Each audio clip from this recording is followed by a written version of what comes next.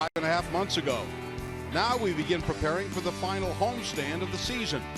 Not all that long ago, finishing over 500 was a big deal around here.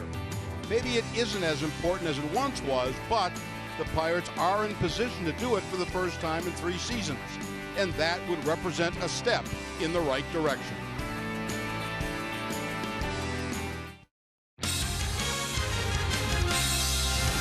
He struck him out! Clear the deck! Cannonball coming!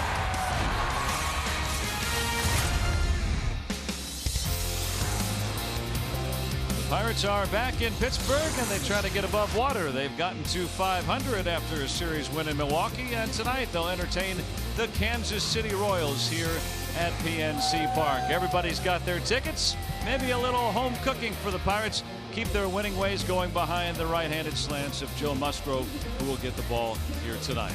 And welcome into the booth. Joe Block and Steve Blass with you here tonight as the Pirates back home. Always good. They just swept the last homestand. See what they can do against the Royals tonight. And we've talked about the pitching so much this season, but the hitting coming around yesterday, and especially with Corey Dickerson and those 3 hits. Yeah, you know, you start with the fact that Corey Dickerson, Joe, has been a great addition to this baseball team. Got off to a great start, was on fire for the first maybe 2/3 of the season. A little flat spot, but you'd love to see him finish up the last couple weeks like we saw him early in the year, because he'd like to take that through and complete the job. But overall, he has been absolutely terrific in the field with the bat, and yesterday was a great example. 3 hits, and he has just really been rock solid. We didn't know what we were getting in spring training, but we sure do like what we got. And the same thing could be said about Joe Musgrove. You know, he's had a lot of great spots this season, and he's pitched well here at PNC Park. Absolutely. His last 3 starts have been exceptionally good. He struggled a little bit on the road in that period of time, but home cooking, he's been very good in night games. He's been very good at this ballpark, and we've seen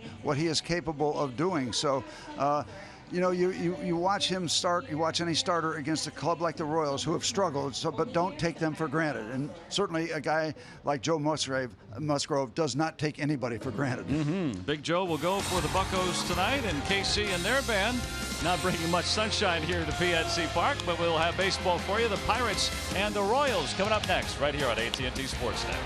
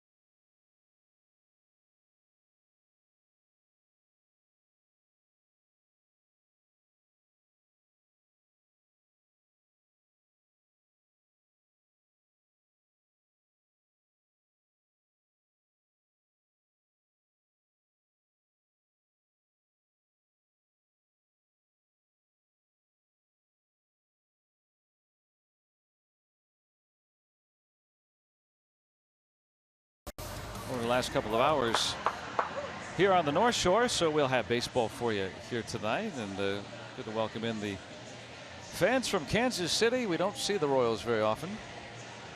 Yep, that is the truth. I looked at this roster, Joe, and not too many names that are familiar to Pirate fans.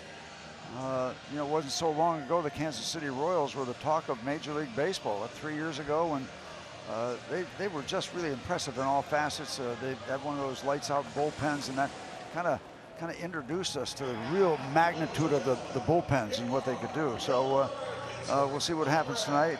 We were wondering, by the way, speaking of things that you're not familiar with, we talked about Corey Dickerson not knowing what we got. We didn't know what we had with Joe Musgrove either. When spring training rolled around, we didn't see him pitch very much. But when he got healthy, we had a chance to see why the Pirates really held him in such high esteem. They really like him, and they're hoping he can be an integral part of that rotation next year. And we're looking at the core strength of the Pirates pitching for 2019, and I think he's going to be a part of it. Yeah, and you know, you want to try to finish strong, and here's who he's going to face for Kansas City. There's Dale Swain behind him, Ned Yost, the longtime manager of the Royals. Old buddy Dale. And the 9 for Kansas City tonight, Whit Merrifield, very speedy, as is Adamandisi to follow, and then Alex Gordon, the longtime Royal, hits third. Salvador Perez, their big home run hitting catcher. Ryan O'Hearn with some power as well. Bonifacio Dozier, Goodwin, the ex-national, and then Brad Keller, who is an unsung rookie. We'll talk about him when he takes him out next half inning. Against Joe Musgrove, 6-9 on the year, 3.87 ERA. Start number 19, as we said, pitching recently very, very good in this ballpark. Had that spectacular game against Atlanta where he threw the first 21 pitches for strikes. that was pretty wild. I won't forget that for a while. And yeah, we've seen some very, very good things from Joe in so many areas. I mean, he looks like a guy who embraces the game of baseball, and pitching is just a part of it. He's fun to watch, and Big Joe's been going deep into ball games as well. The Honda defense behind him tonight. Corey Dickerson coming off that strong game yesterday. Out and left with Marte and Luplow in right. Kramer gets to start at third. Newman at short. Frazier and Bell on the right side. Jacob Stallings in there behind the plate tonight. Cervelli a late scratch. A little flu issue with Francisco, so Jacob behind the plate. Presents a very sizable target area to throw to. Whit Merrifield starts things off for Kansas City. He's been a good player the last couple of years, his first 2 big league seasons. Lots of speed at the top with Merrifield and Mondesi. So you be aware of that should they reach base.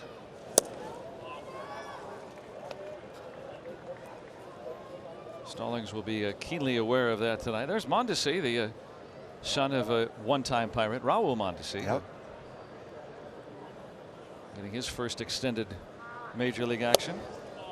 Now this is a young Kansas City team for the most part. They parted way with a lot of their veterans, and they've started to play better. Won 14 of 21, so the last 3-4 weeks playing their best baseball of the season, scoring a lot of runs. Well, the Pirates are right back where they were on opening day. Even 74 and 74, hoping for a big finish, you know, a representative finish. Certainly, what, 13 more games? 6 here, 7 on the road, and then put the lid on this one, and be long before thinking about 2019. Yeah, I think with the Pirates winning 8 of 11 to get back to 500. Up to Luplow for the first out. That's a good thing to keep that speed off the base paths. Yeah, anytime you don't make the postseason, every team wants to do that, of course. But I think coming into this year, the expectations, if you were to poll the general baseball populace, fans, I don't think a lot of people would think that the Pirates would have finished at or above 500 this year. So you look at that young starting pitching, Musgrove, Trevor Williams has been on this great stretch. Of course, Jamison Tyone has ascended to probably where we thought he was going to be this year. The addition of Archer and then Nova's steadiness. The bullpen, you've got a really good the core, as you mentioned, with that pitching staff to start with. And you're looking maybe at the core of the baseball team in terms of pitching. Now, if you're looking for bats, it's a thin line, because what are you going to have to give up in terms of your pitching strength if you want to go looking for bats? So see how that plays out. We'll leave that all up to Pirate management.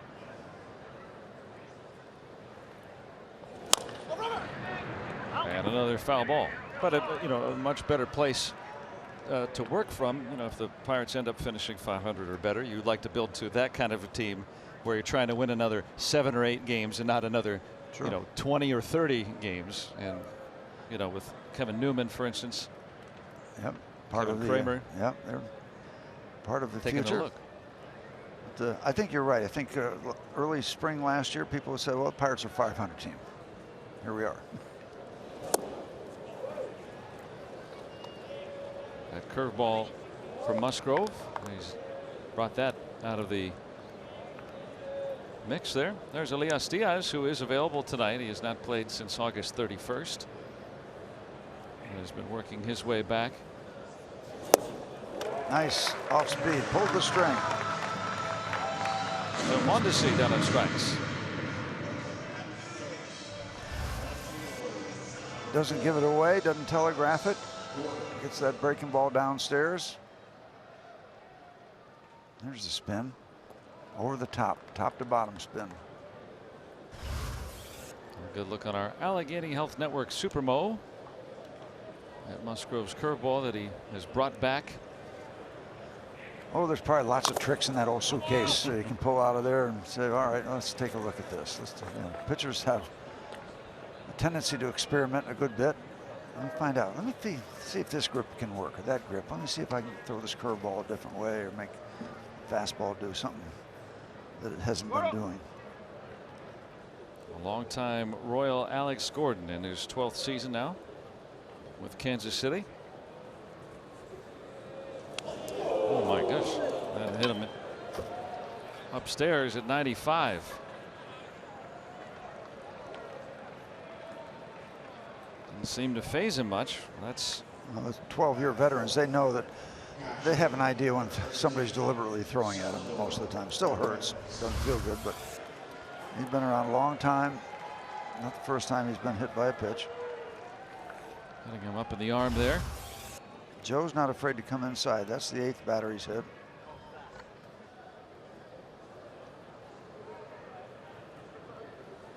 A 2-out base runner for Salvador Perez, the slugging catcher, who's also very, very good behind the plate. An all-star. Well, Joe's throwing a couple of nice looking curveballs here early on. Let's see if that's something he'll ride for a while. Usually when you find something early, keep throwing it until I start doing something with it. That's a hard curveball too, coming in about 80, 82. Quickly hit to Newman. Quickly thrown away. And that puts runners in scoring position.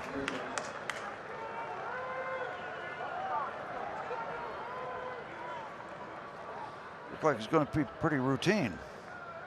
Perez probably the slowest runner among the top 8 in this lineup too. Yeah, At time. This looks very easy, but throwing it a little off balance.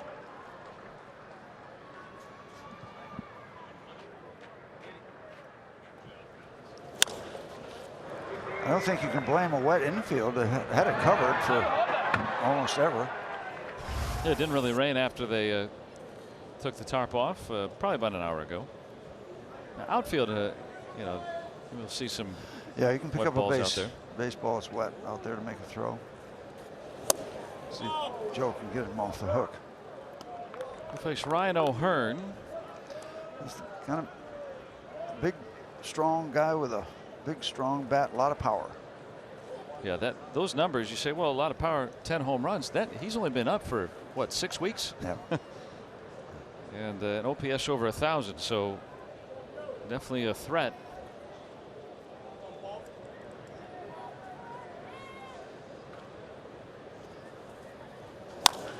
There we go. Musgrove very coolly handles that.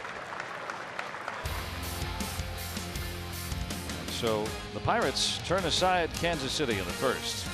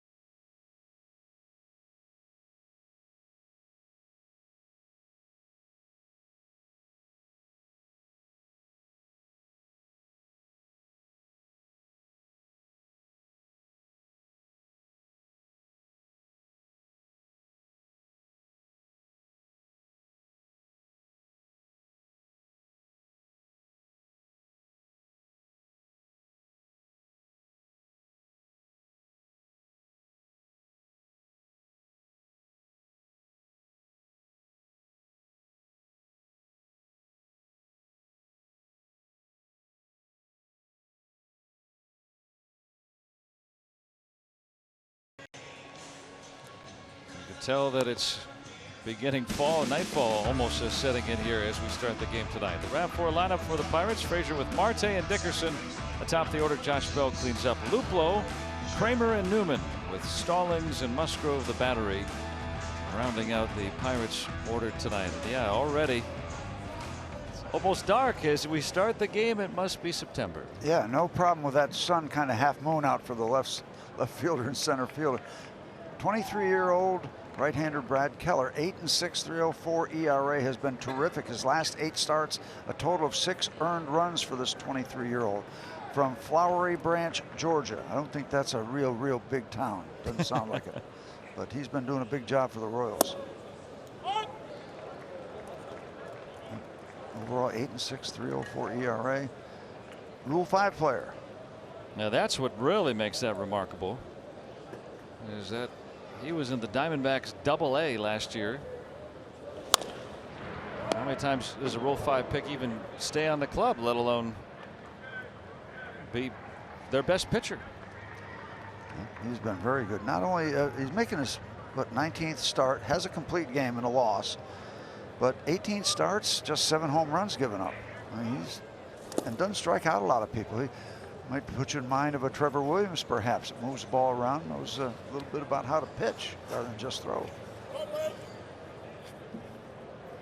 And all of these Pirates getting their first look at him. Not big enough, 6'5", 230 pounds.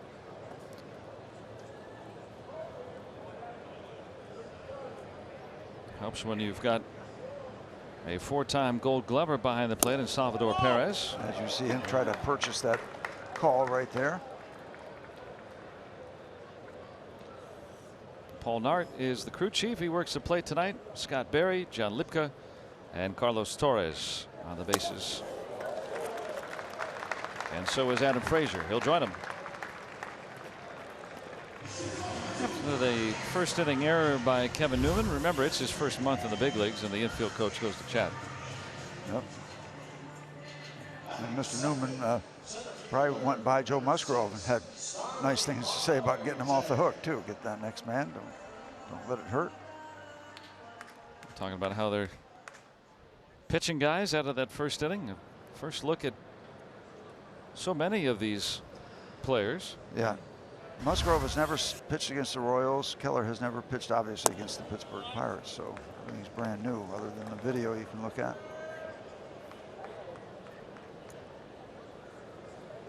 Starling Marte looking for home run number 20. Will be a new career high.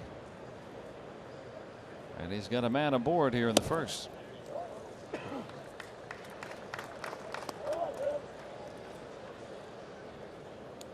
That to go along with his 32 steals. You look at that,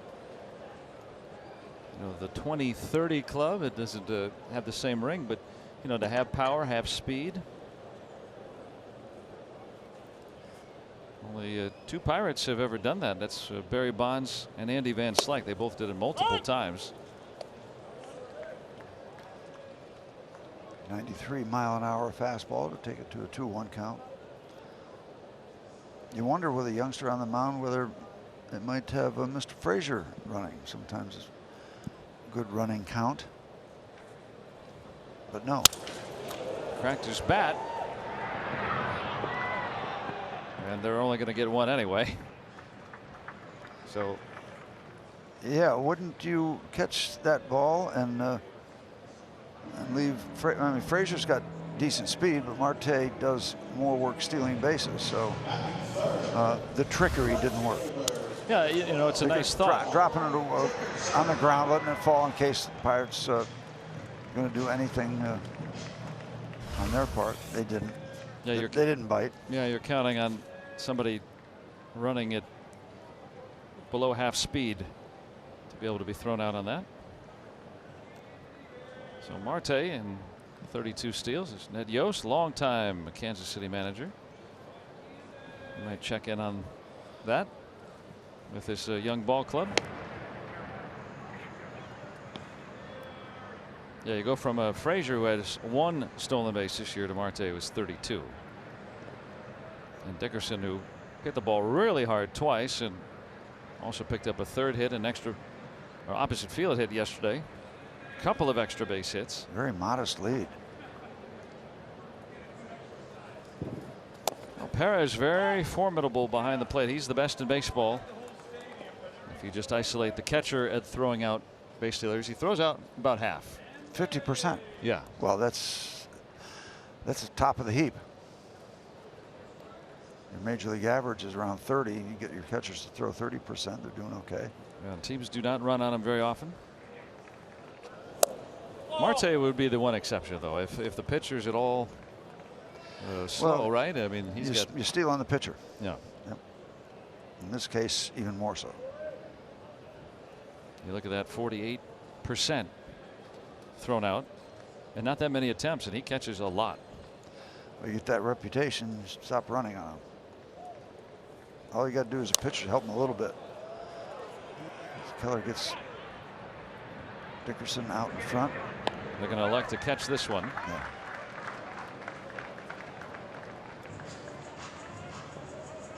That might be the time you want to have Dickerson on instead of Marte. Here's the defense for Kansas City tonight with Ryan Goodwin, the ex-national at center. I hear you. All right, Gordon, the 5-time Gold Glover in left, Bonifacio in right, Dozier, Mondesi, Merrifield, and O'Hearn, and the aforementioned Perez working the plate for the Royals.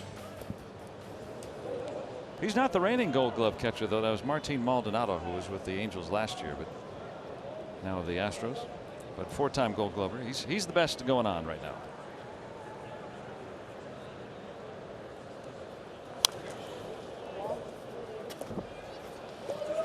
Two-out chance for Josh Bell, who had a 7-game hitting streak snapped yesterday. I'd like to see him have a good finish the last couple of weeks too, because he had a long stretch where he was really scuffling.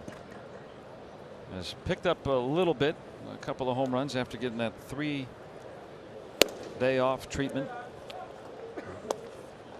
and has said that, he wants to, upon the insistence really of his manager Clint Hurdle, whatever you want to do, whatever adjustment you want to make, keep that for the rest of this season and just see if that works, instead of 2-3 games trying something different.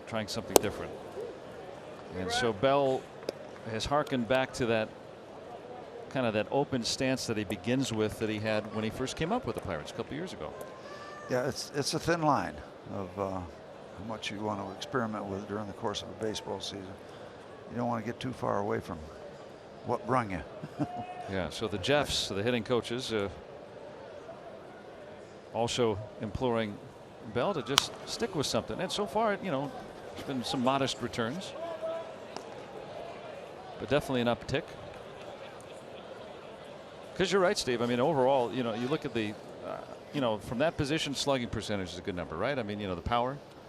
And no Pirate first baseman with this many plate appearances had this low of a slugging percentage since Jason Thompson back in 1984. So you need more production from first base, and Bell has shown he's certainly capable.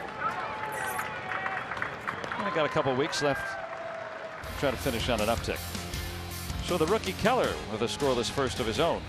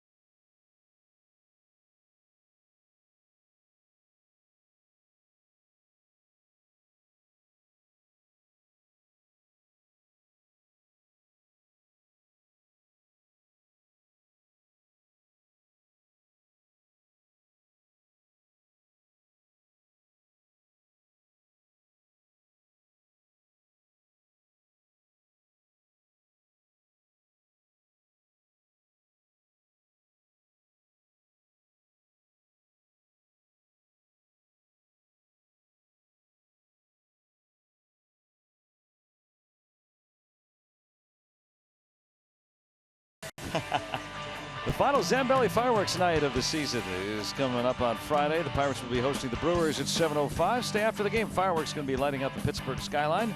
And kids 14 and younger can take home a Starling Marte jersey, courtesy of Chevrolet. Go to Pirates.com, get your tickets. Come on out Friday night. The final fireworks show of the year. Pick up something for the kids.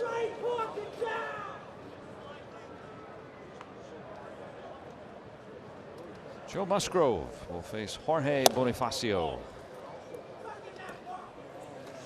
Now, that is a Bucco fan that's just hanging right in there. He's happy to see the Buccos back in Pittsburgh. Yeah. Might be the first game. Looks like he goes to your barber. Yeah, yes. Except he's got some on top still.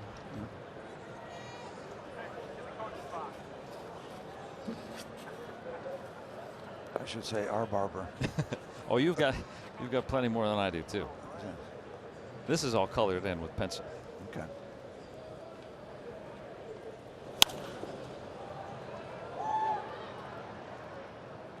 1-2 on Bonifacio. Musgrove hit a batter and had an error behind him in that first, so that was a long inning for him. 15 pitches, which is more than his average, which is the best in baseball, the fewest pitches per inning. He puts the pressure on the hitters. A lot of strikes, early strikes, does it. Just a half swing. Please replace your divots. And your back pocket. The cavity out there. It'll grow back. With that ground crew we have, that'll probably be back in a half an hour. They're that good. Look on our Allegheny Health Network Supermo. You know, that was awkward. Little slide right there underneath. You don't want to have any ankle issues as you turn an ankle over.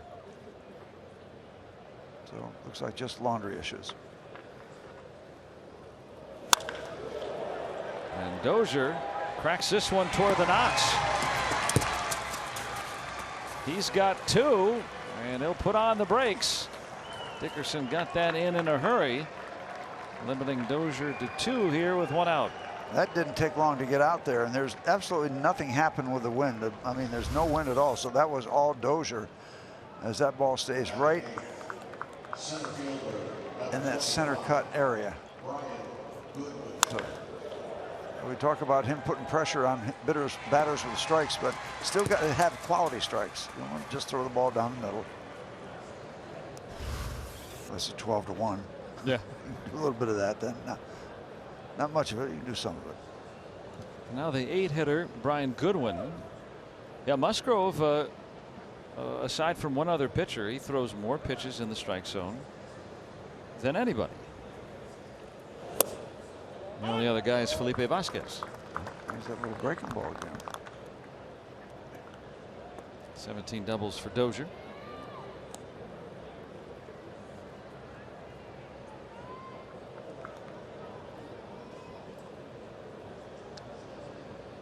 Pirates have seen Goodwin. He's been with the Nationals as a reserve outfielder.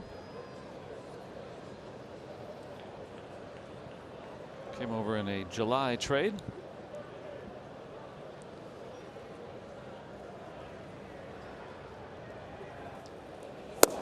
These Royals are going to have a very difficult time avoiding a 100-loss season. 52-97 coming into the game tonight.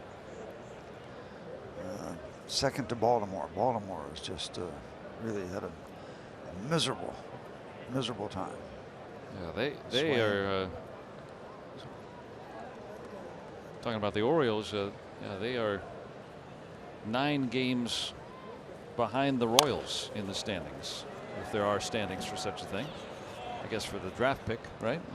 Yeah, I think they've got that locked up, I believe. Close to it. Close to it, yeah.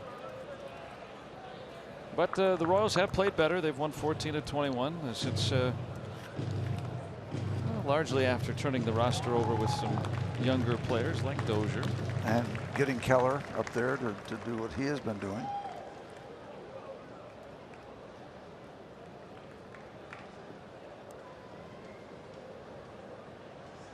Now 3 years removed from a World Series. They went all in, and now they're rebuilding.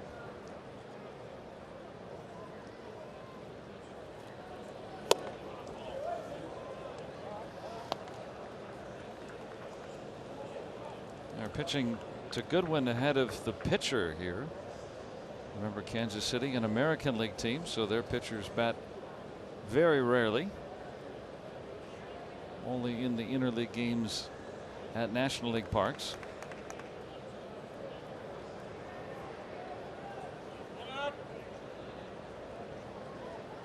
Does that change the way that they work to Goodwin with Keller on deck? Well, considering he's never batted before in a major league game.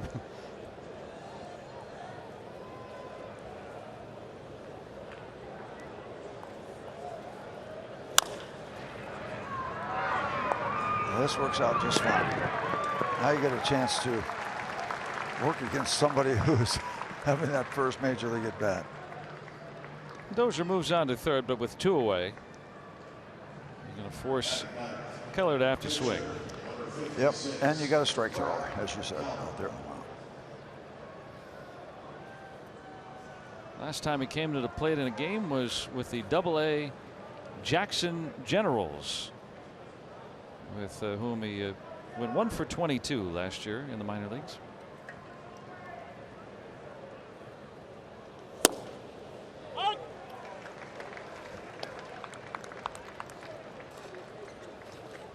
It's chapter 1 of what we hope will be a mini-series here in this at bat.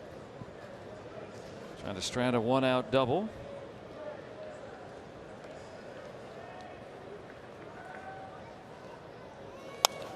Yeah, I was going to say, I'd be up there hacking, wouldn't you? I would be up there looking for a fastball every pitch, and if he wants to throw me some curveballs, have at it. Tip the cap and move on. Yeah.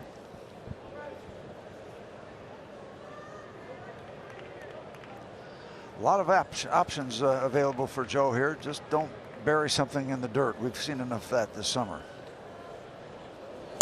Perfect. 1, 2, 3.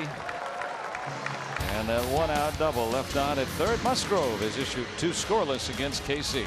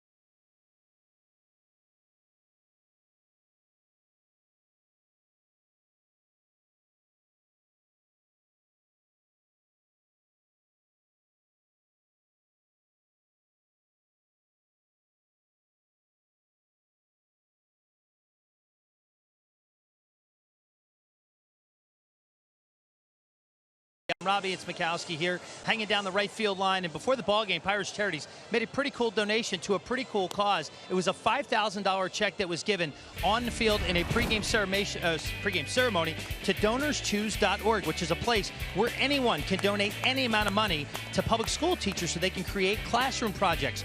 The donors can select any project in any city that inspires them. First pitch tonight was thrown by Allegheny Intermediate Unit Head Start teacher Elizabeth Matisich. And she got a check to assist with some school supplies for her class, throwing out the first pitch. Now, DonorsChoose.org is a pretty cool project, Joe and Steve. It was founded in 2000 by a high school teacher in the Bronx, New York. And it empowers teachers from across the country to get much-needed materials and experiences for their students. So Pirates Charities, once again, guys, doing their part for a very good cause. Oh, that's great. Absolutely, yep. Anything you can do, I think, in my mind, to help the teachers get creative is absolutely terrific. I could not agree more. And this is all part of Fan Appreciation Week that has begun tonight here over the final week of the home season for the Pirates, honoring a whole bunch of different groups. And can't think of a more deserving outfit than our teachers, that's for sure. Luplow on the first pitch is the first out in the second. Pirates getting a long look at him, but also some of the other young guys called up here late in the season, like Kevin Kramer.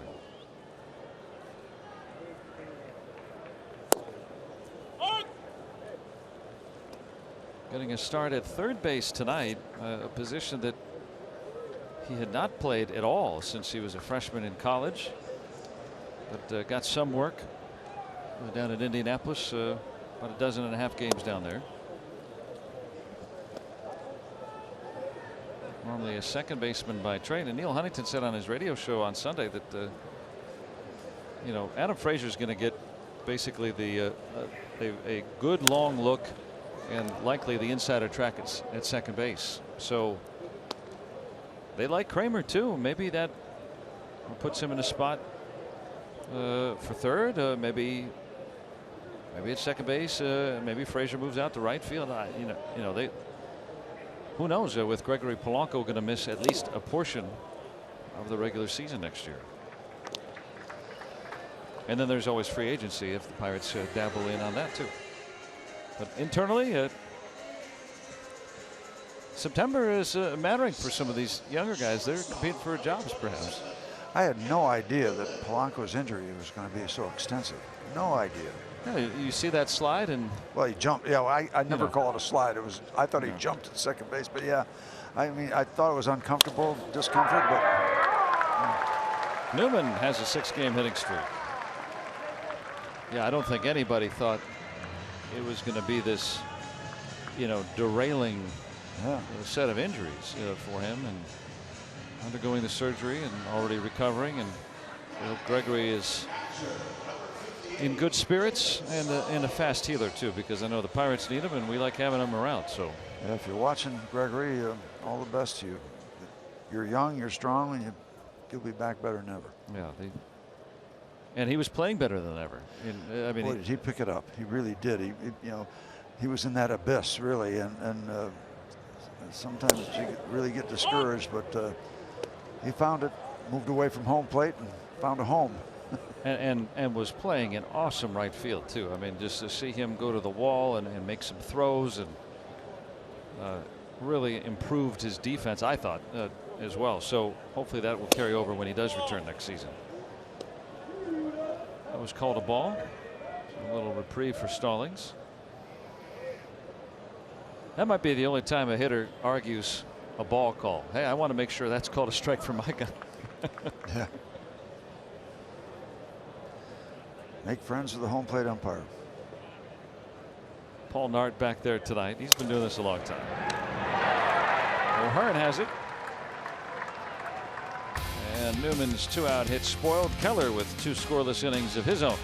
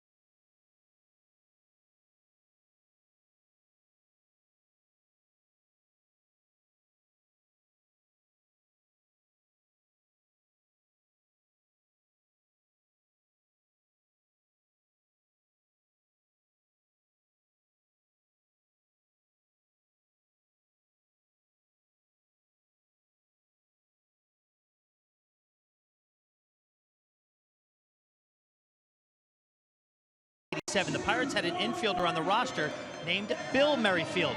Now, Bill is Whit's father, and he has a pretty interesting story.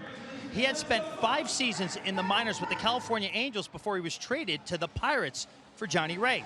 Now, the Pirates called him up and told him he was going to start at first base. The bad news was that it rained during batting practice, and during batting practice, the Pirates told him, hey, we want to send you to the instructional league. We want you to hit for a little bit more power. So Bill says, when? Like after the season's over? He said, no, we want you there tomorrow. Yes, tomorrow.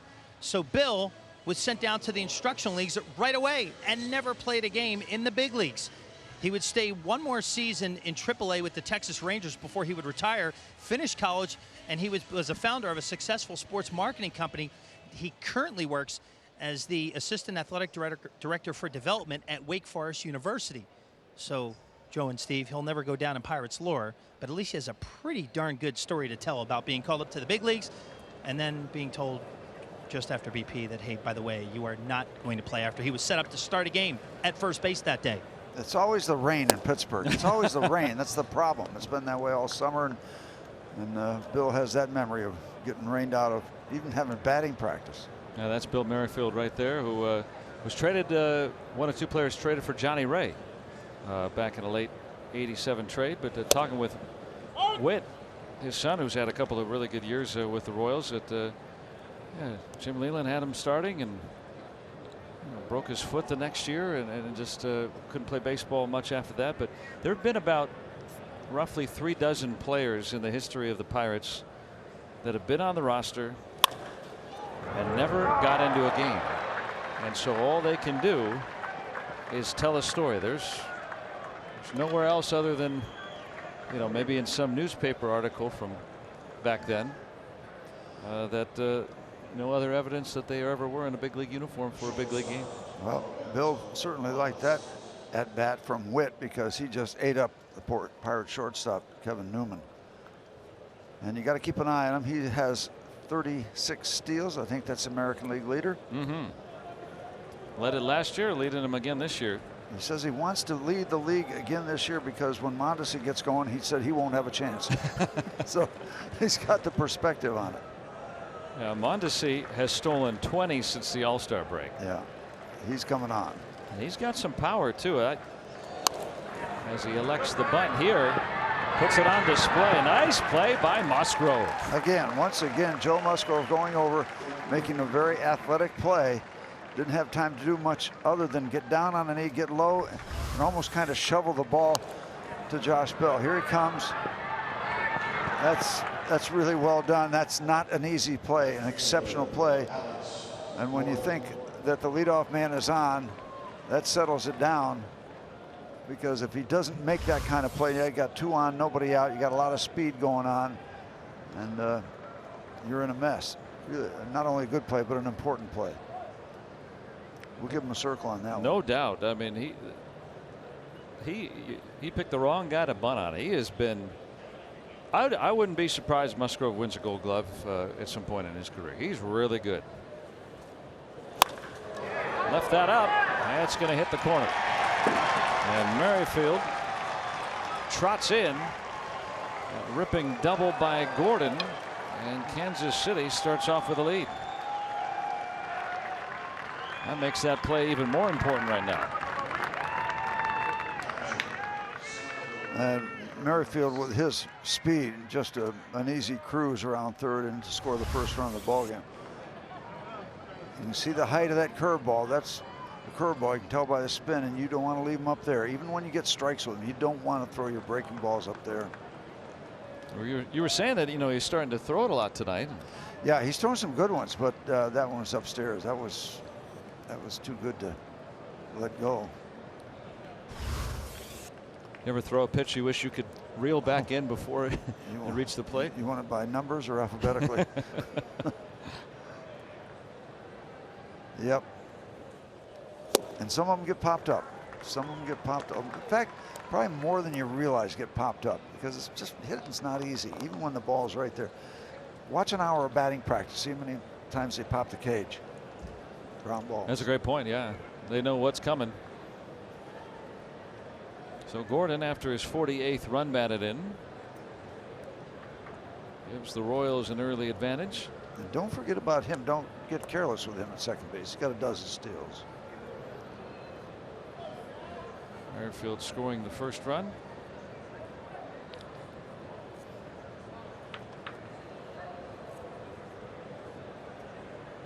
Salvador Perez.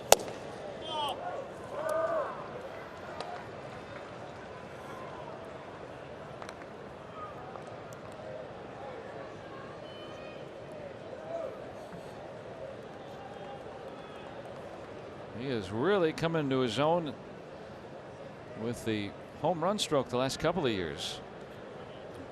26 this year.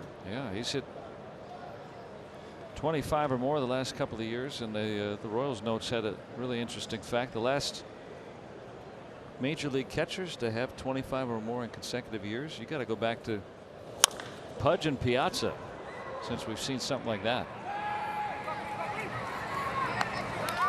Won't run on Luplow, and not to try to get to third with 2 outs either.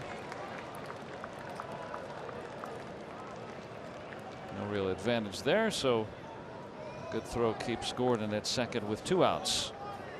First baseman Ryan O'Hearn. Doesn't seem like a lot phases Joe Musgrove. At least it doesn't look like it. No, outwardly, yeah. You never know what's going on churning around inside. But yeah, he carries himself like he's got pretty good control of his emotions and what he's trying to do and the pace he's trying to do it with.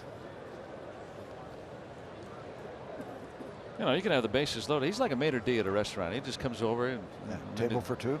Yeah, there's just, you know, there might be a argument going on at a table or something. Someone knocked over a bunch of dinners and things, and he just, all right, and just gets it all cleaned up. No big deal. Move on. Yes, right this way, please. Yeah. Follow me. Big Joe Musgrove out of the San Diego area. It's a great quality to have that kind of even temperament in this game, because you can go sky high or down into the abyss. More level-headed you stay and emotionally. Well, it could help you out after giving up a run. Gets a couple of outs. And no more than that. Just a single tally for Kansas City. The Royals will start off on top here tonight.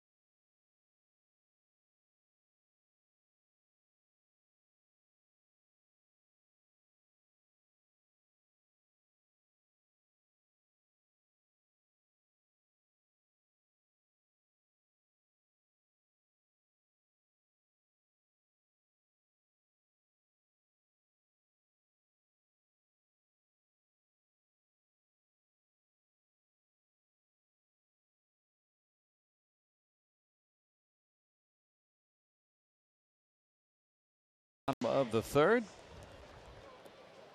And it's time for our Indeed player resume. And Alex Gordon, now in his 12th season with the Royals, playing some of his best baseball of the season over the past few weeks. 3-time All-Star, 5-time Gold Glover out there, and of course a world champion back in 15 with the Royals. Into a couple of World Series. Now 4th all-time in Royals history in home runs. Indeed.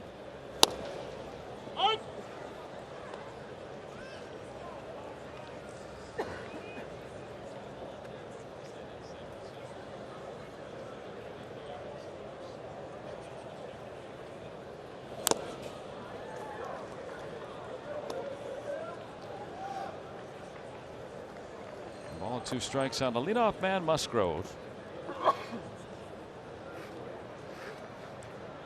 Frazier and Marte due to follow here in the third. He'll give you a decent at bat. Well, he likes all the parts. You know, he likes being up there. Results, well, stay tuned.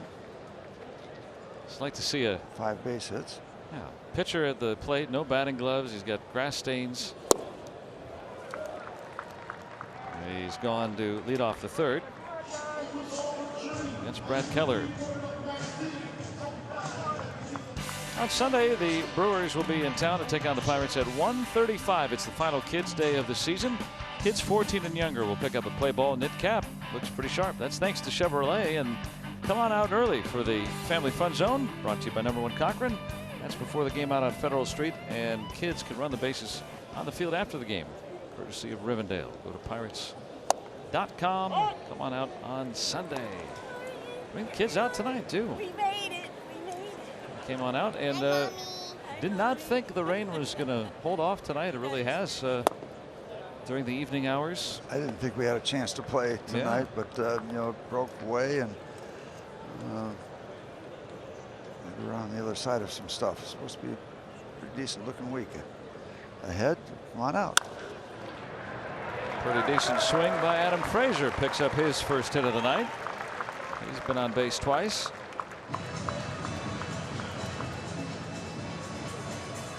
First visit to PNC Park. They give you that nice keepsake when you come. That's right. And he is decked out. So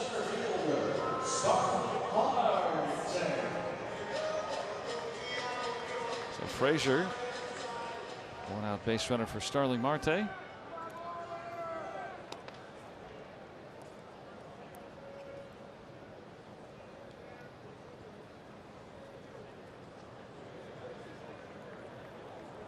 With Frazier aboard and a right-handed batter up.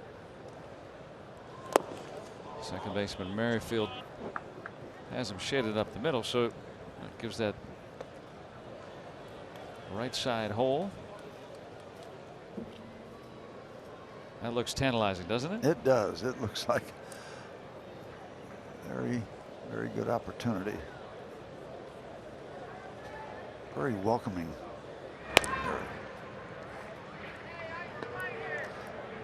So does that notch in left center. So does that fence out in left field. They're all inviting. And both of those things, it's what Marte's been doing. Our Barrel Automotive League leaders, 40 extra base hits in the season and 30 steals. And most of those guys on that list are from a time long ago. Bonds and Marte, the modern players to do that in a Pirate uniform. But Hall of Famers and some of the greats of the game, you don't usually see that kind of power and speed combination. No.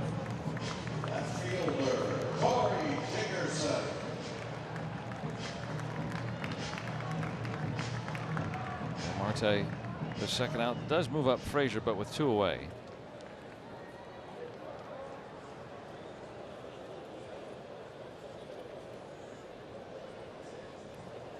Corey Dickerson popped out to second in the first, or in the third. Just wanted to use every ordinal number I was going to say 1, 2, 3. There you have it. Oh, the bouncing number.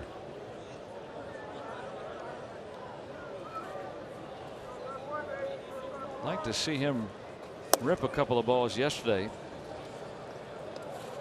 You know, prior to yesterday, since he had come off the DL, he had the lowest slugging percentage in the National League.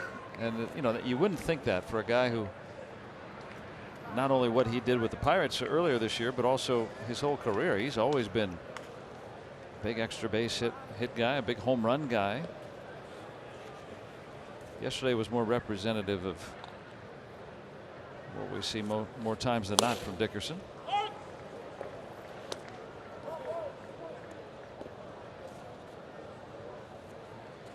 And as the Pirates, you know, work in some of these young guys here late in the season, lefty's going tomorrow for Kansas City. That might be a day that Dickerson doesn't get in there. So when you got a couple of days in a row that you start, you want to keep that momentum going. Yeah, got him with the off-speed pitch that first at bat, and there he goes to it again and gets Corey out in front.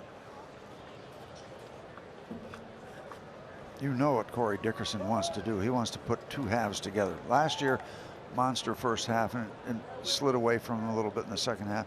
Same situation this year. He's a, you know, he comes across to me as a guy who wants, yeah, the halves are good, but the whole thing is what I'm after, and he knows he's capable of it. Yeah, he's a pro. And just tries to shoot it through, and he does. They're going to test the arm of Gordon. And Frazier's in easily without a throw. The Pirates have tied it at 1. Corey Dickerson comes through. Yeah, it looked like he took a good-looking pitch down and away and just pushed it through the hole between third and short on the ground. 2 outs, no problem for Frazier to come all the way around. Let's check out the location here. breaking ball with a spin downstairs, and yeah, I mean, he had a good-looking pitch and just went with it. Didn't try to do anything else but push it the other way. Yeah, Keller put it right where Perez asked for it. And that's what we've seen from Dickerson this season, too. That good two-strike hitting. He's been one of the best in the league this year at doing that. And driving in a run. We're back to even. That's a big hit. And a big swing from Bell. Strike one to him. And he has that big swing, looking for a quick two-run shot. But as we said, Brad Keller has done everything you would want a rookie to do, including keeping the ball in the ballpark. 18 starts, 7 home runs. That home run rate second best in the American League. It's going to twist foul. And he's got enough on the speed. That ball upstairs to Josh Bell at 94 miles an hour. So he doesn't get a ton of strikeouts. Came into the game with 87 out of 127 innings. That's not awful. It's not great. But he's got that fastball in his back pocket if he wants to use it. 94. There's nothing wrong with 94 miles an hour. Go out on the turnpike. Watch a car go by 94. And then see him a couple miles ahead on the side of the road. Yeah. With company.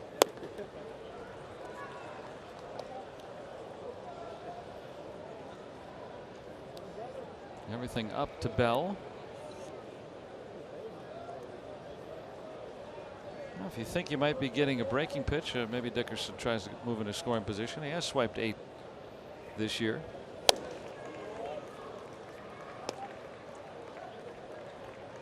But with everything up, so far, no telling when he's going to try to bounce one.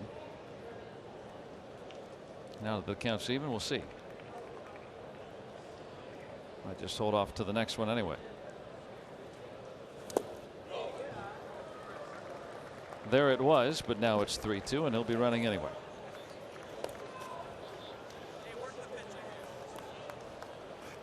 The guessing game, right?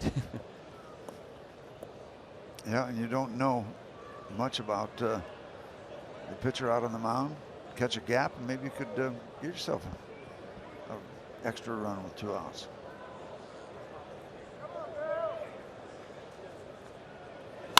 That one smoked out to center. And Dickerson easily will get to third. Solid 2-out hit for Josh Bell.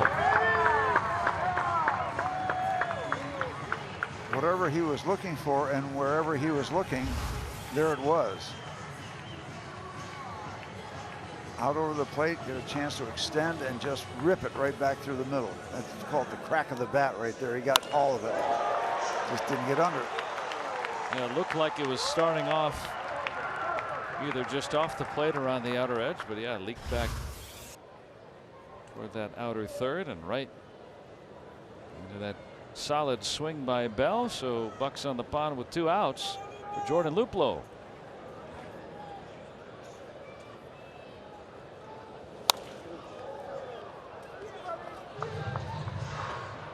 Seeing Luplow play pretty much every day since he's been called up. All the teams trying to get a feel for what they have. And it's tough to evaluate in September. You know, sometimes the competition is not what you see in June, July, and August because everybody else is auditioning. If you're a hitter, they're auditioning pitchers. Busted bat right to Merrifield, and that's that. But the Pirates pick a run on the RBI single by Corey Dickerson.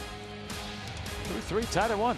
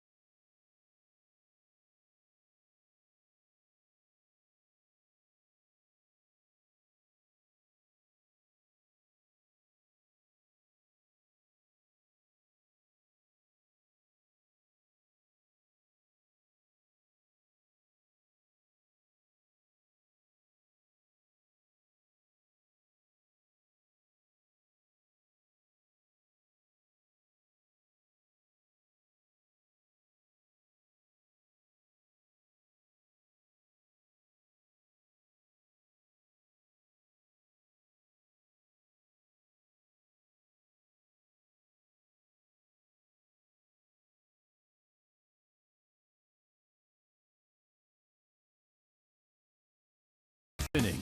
Toyota, what drives you? Corey Dickerson brings home the equalizer. Knotted at 1. 4th inning upon us. Yeah, nice sentiment here tonight. Wow, what a tour that is. That's the real deal right there. Tip of the cap, absolutely. Going to all 30 major league parks. Save the best for last.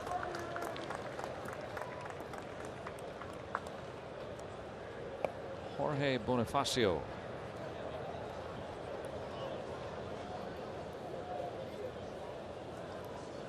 Flat out his first time around.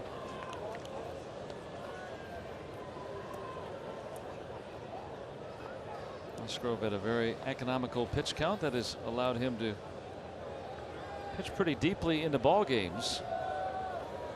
I think that's been one of my favorite parts of, as we've seen Musgrove I'm develop. a big fan. Yeah. I'm a big fan of starters who are pitching well, continuing on either to the end of the game or till they stop pitching well.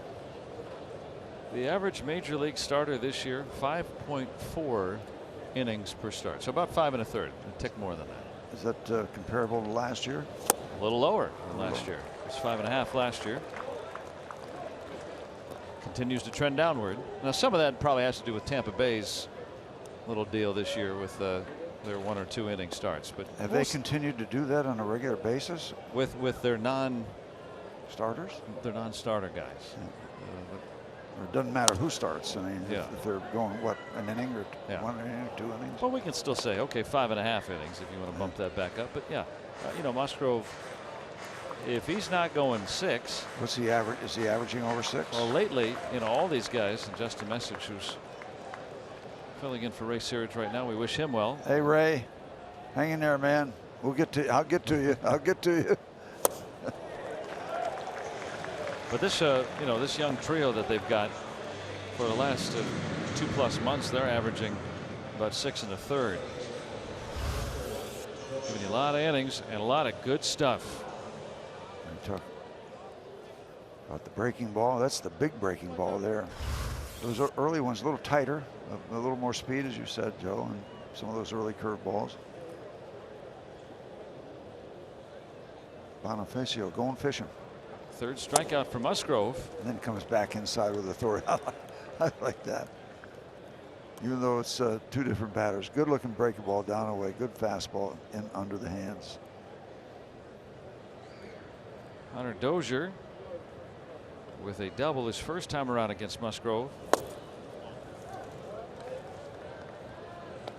And Francisco Cervelli feeling a little bit under the weather today. He was originally in the lineup as the cleanup man doing the catching, but flu-like symptoms.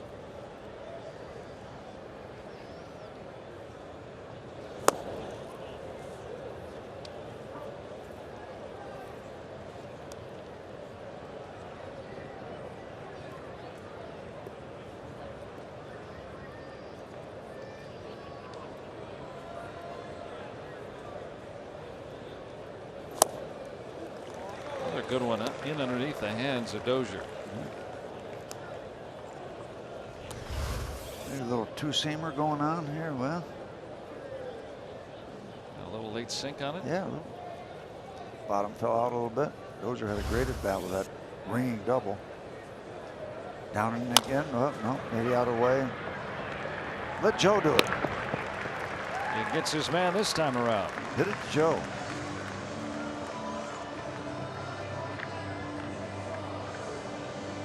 Here's when you want to do your best against Goodwin. Let Keller lead off the next inning if you want to think down the road a little bit. That's a great point. Got that 8-hitter up. It's always a great plan. matter of working it out. I guess if you're a National League team, that 8-hitter like the Pirates have with Jordy Mercer, if you have that same guy in that role a lot, you kind of know how they're going to be pitched. But in an American League lineup, just bat. Yeah. Not really a role. Sanitize the game a little bit. Yeah. Take the back and forth, the strategy. I remember being very much aware of who was batting eighth and where we were. Every inning you go out there, okay, what are we trying to get to here? Where can we take advantage of something? How can we move into that situation where I get the pitcher coming up in a tough spot and I can have the pitcher coming up in a tough spot? Jordy Mercer's done such a good job of He that. has, yeah. Sometimes put a pretty thankless place to hit. When you're getting pitched around and you need to put a ball in play, you need to try to drive in a run. You need to turn the lineup over.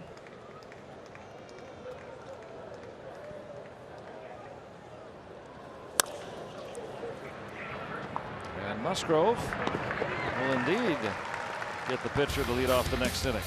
1, 2, 3 inning for the first time tonight.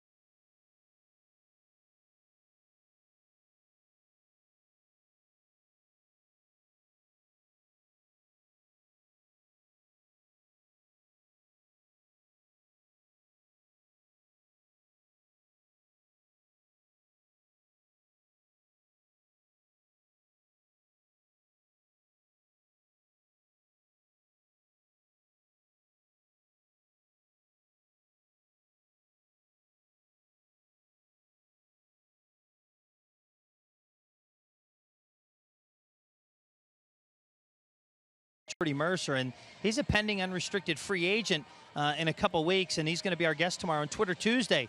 Use the hashtag Bucks Tuesday, and let's talk about his time with the Pirates. We don't know. Anything could happen. He could be playing with a different team. He could come back with the Pirates next season.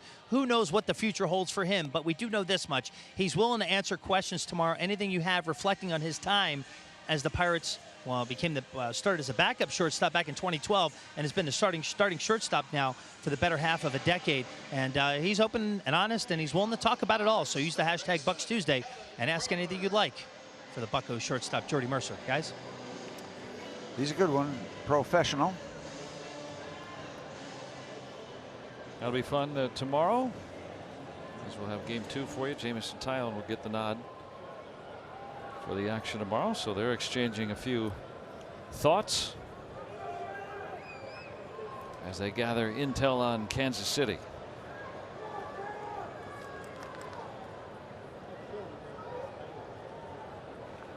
Kramer, Newman, and Jacob Stallings.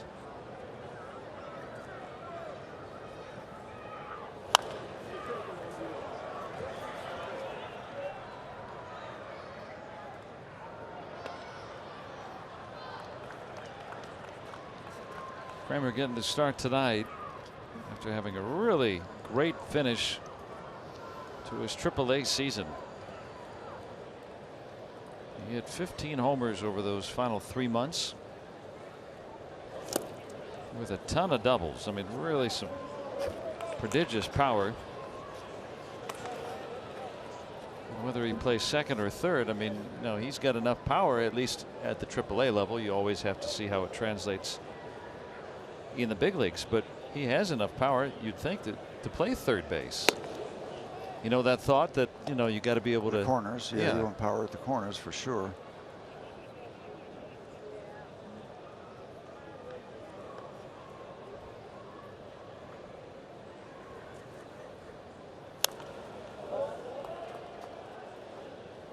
Much to be determined. But I'd probably argue that there are fewer question marks going into this offseason than there were going into last offseason. And so Pirates will hopefully have a few more solid answers, and maybe even be going into next year with a 500 or better record this year, which gives you a little bit more of a solid base. Some very good pitching we've seen ascend. Those guys on the edges there. The bookends, Mr. Tyone and Mr. Williams. Let's go back to our studios. Rob King's got a game break for us.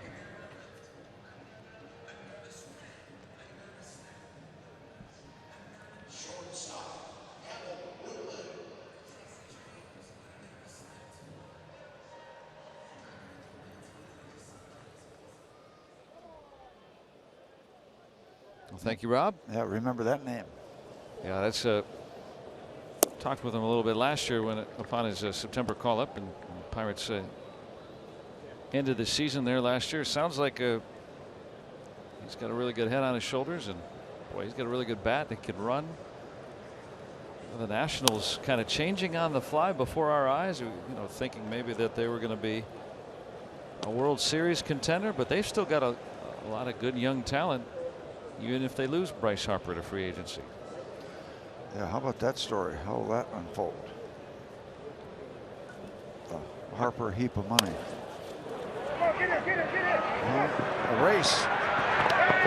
Newman's speed's too good. 2 for 2. Ball just kind of nubbed out into no man's land. And when the first baseman made the commitment, you see O'Hearn going over. Is he going to get back in time? He does. But the ball hit just softly enough to make it difficult for them to get to it and get the ball over to first base. Good hustle. Everybody hustles. All these guys hustle when they see that infield hit right in front of them. Get down that line, and he did. You could smell it. He already extended his hitting streak with an earlier single, so a 2 for 2 evening for Newman. He's running. Might have had his first big league steal as well. Yep, you can go back and take the oven mitt with you. Very good jump.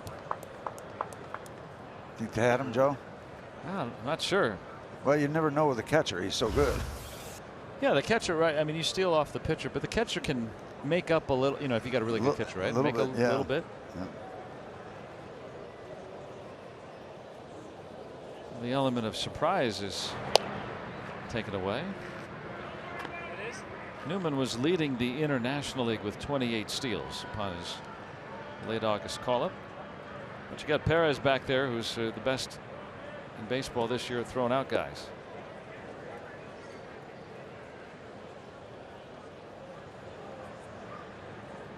All depends on Keller. Well, looks like he kind of waited there a little bit longer at various timing, huh? Yeah, that's what you want them to do. That's what you want all your pitchers to do. Because the high percentage catchers, and that's the number you keep track of, the high percentage guys get a lot of help. Because if the pitcher doesn't help you, I don't care how good you are behind there. If he doesn't give you any chance, you can't do much.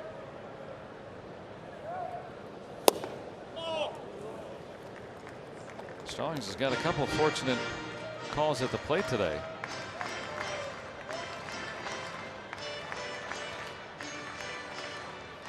Pitcher Musgrove next.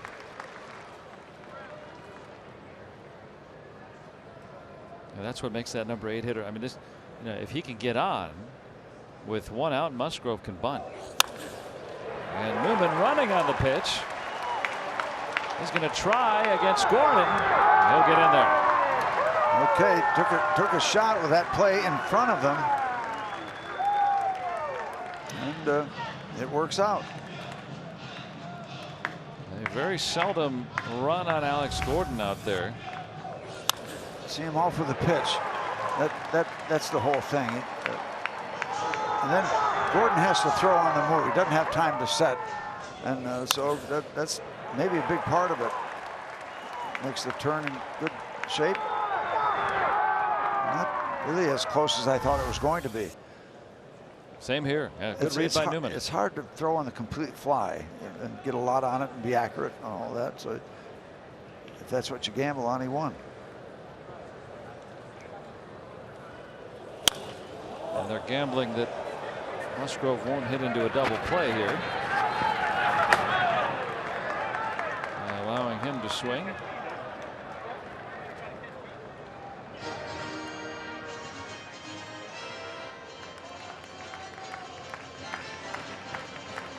I think we're seeing that more and more, allowing pitchers to swing away. It used to be right. You might just move him up to second here. Well, in this situation, if he strikes out, you're still in business.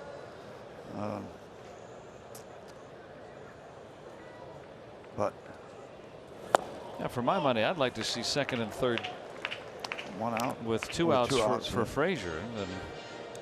And now Musgrove might hit a gapper here, or a little liner over the infielder, driving a run. But I'm just, you play the odds. I think. Right? Yeah, he's not a power pitcher. He does get a 93, 94. Musgrove's better than average. He doesn't square there, but trying to bunt anyway. Trying to lure the Royals in late. Corners still are protecting against the bunt.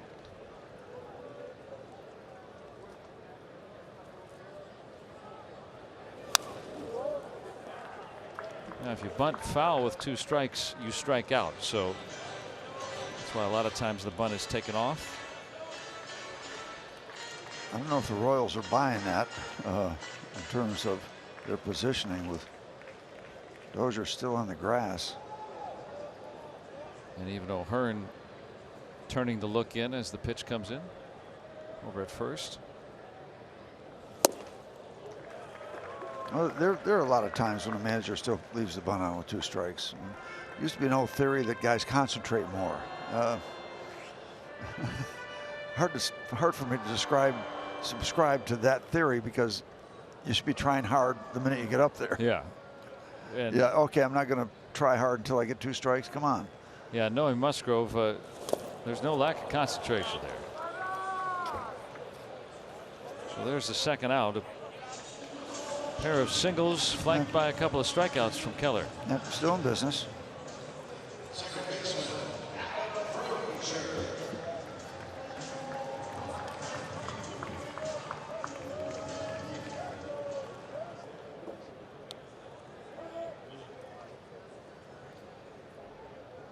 He's been on base both times.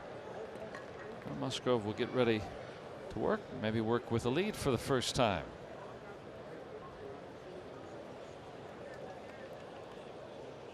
Newman with those Hot Wheels at third.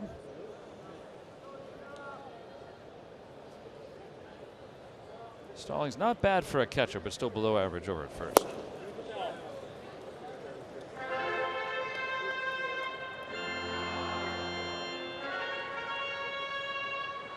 Frazier's done a number when he's had men in scoring position this year.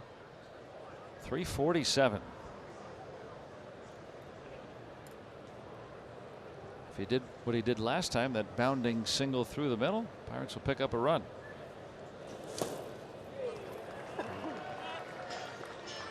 Just another textbook block by Perez.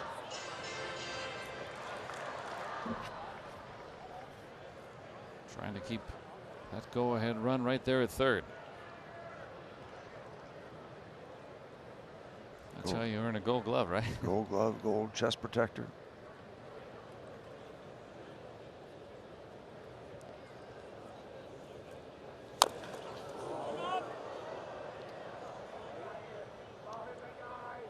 Got Frazier. You got time to go to the refrigerator and get a snack. This is going to take a little bit. Took a pretty good shot.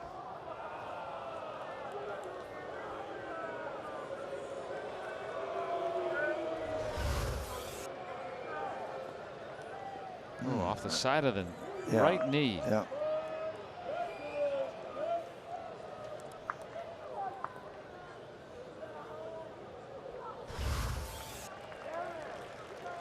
Brian Housen, the head athletic trainer, out. Doesn't make it feel any better, but he picks up the bat.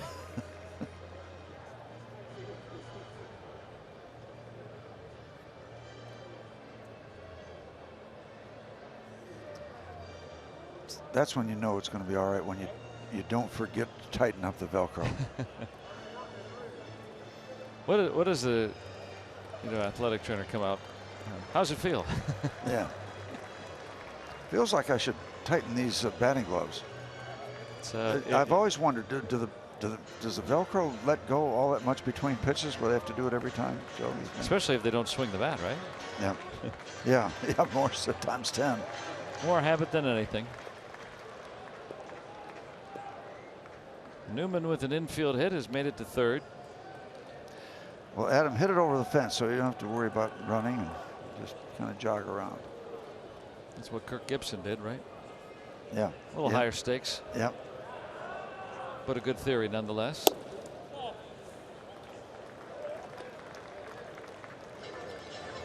He walked to lead off the bottom of the first inning. First Pirate batter of the evening.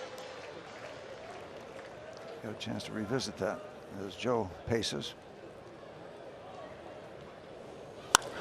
That one is hit very well to right. And that's going to bring in a run, maybe more. Stallings is going to come in. And a 2-run double for Adam Frazier. He almost made my wish come true. That was a rocket shot. And with 2 outs, Jacob Stallings on the move.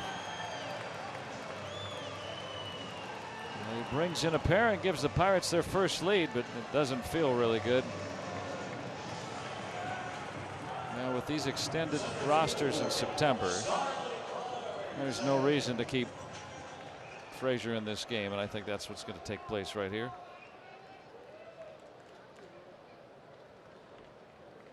Yeah, trying to run as hard as he possibly can to second base, and after hitting it off that right knee of his, might feel better tomorrow, but right now, yeah, just played safe. Yep. And had to run right away to make that turn at first base. So Pablo Reyes will run. And Frazier will end his day getting on base all 3 times. Look at our Allegheny Health Network Super Mode. Belt high and belted. Yep. Forgot about the knee right there. That was a classic swing.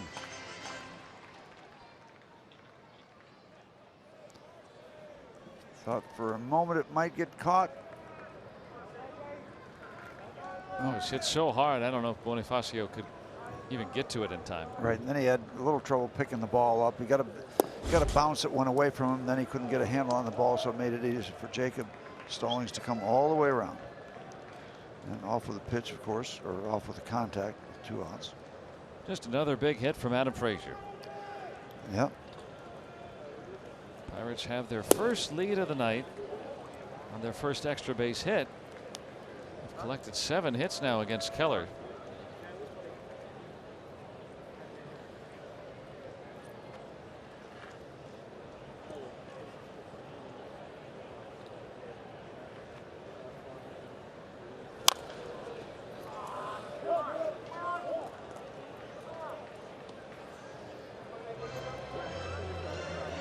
Brain Trust tucking it over. Yep, just a message. Holding the fort for Ray Sears, talking to his battery mates, Musgrove and Stallings.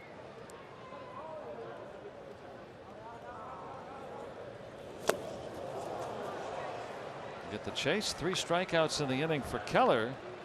But the Pirates pick up a pair off the bat of Adam Frazier.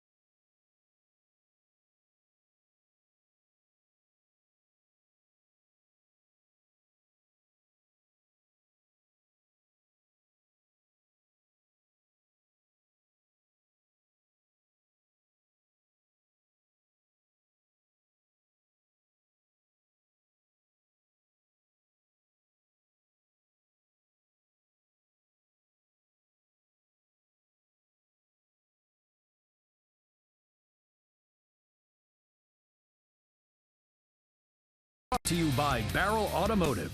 With express service, you're in and out in no time. Visit barrelservice.com to find a location near you. And by Allegheny Health Network, official medical provider of the Pittsburgh Pirates and fans like you. Let's go Bucks! Joe Musgrove gets to work to the opposing pitcher to lead off the 5th. Pablo Reyes will stay in the game for Adam Frazier, who hit that ball off of his right knee and then hit a ball off the right field wall.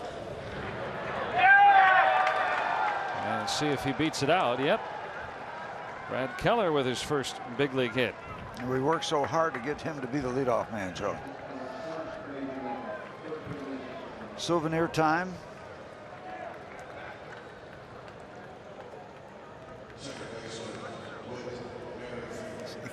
Just can't predict anything in this game on a regular basis. He had one hit in Double-A all the last year. Chopping wood. Chopped it out into short right field.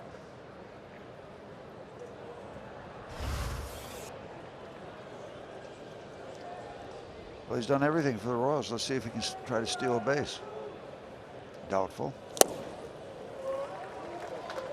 I would think not since the days of Zach Greinke have Royals pitchers have had a steal.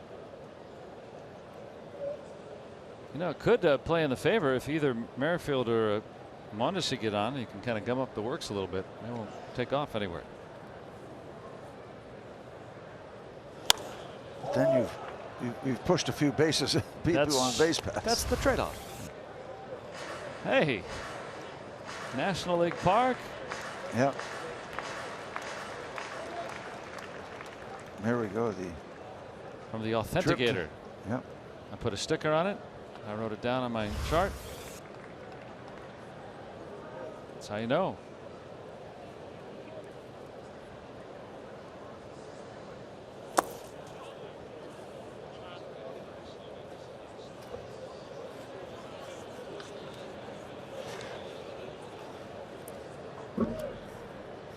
Now, I don't know why you have to authenticate that. That's not going to go to a memorabilia show.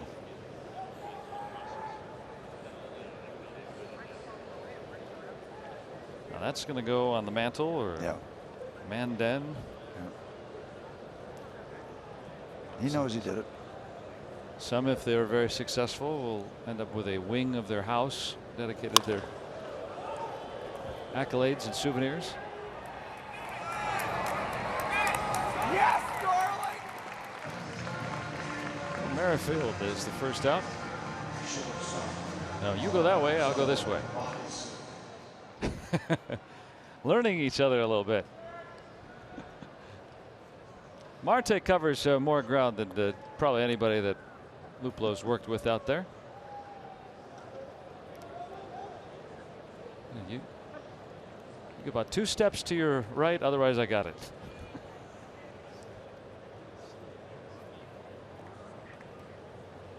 Now a positioning. And it's a good thing he moved over to the line. He's right there.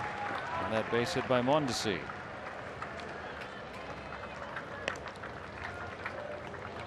So 2 on with 1 out, and Alex Gordon will be coming up for the Royals. Keller, the lead runner, having to run the bases. Look at some of our Point Park social media. Steve, Don Robinson and Ken Brett were excellent hitters for a pitcher. Did they do anything extra to prepare, like taking BP with the hitters or anything like that? They'll do it every once in a while, but they won't miss a day of batting practice, and they'll take it a little more seriously. And they're probably better hitters coming in, so they're just trying to maintain what they do. They were good hitters all their life. Most of us were not that. I don't think they do anything different. But being good hitting pitchers, they want to take BP all the time, because everybody that can hit, they would stand in the cage for hours. They love to hit. They love to, come out, get some extra BP. Yes, I'm not busy that day. When is it? And of course, Ken's brother George, the longtime Kansas City Royal. So good bloodlines. Slow start by the pitcher. They're going to wave him. Yeah, wave Keller and he'll score. Yeah. See, that ball died right in short left center field. The ball just went nowhere once it got past the infield. Wet grass out there from all the rain today. Keller scores first big league run. Makes it a one-run game right after the Pirates have taken the advantage. There's Keller out there. Of course, he had to wait for it to get through, and then there was no speed. I thought they might hold him up, but then they waved him in. He turned it down a little bit. And no contest. So I didn't think the way that ball was placed, where it was placed in front of him, that they would turn him loose, but it became a non-factor. So the speedy Mondesi at third. Gordon stays at first. After the throw came into second. Only one out. A guy you can double up though in Perez. Gordon may try to move to stay out of that potential twin killing. 18 double plays.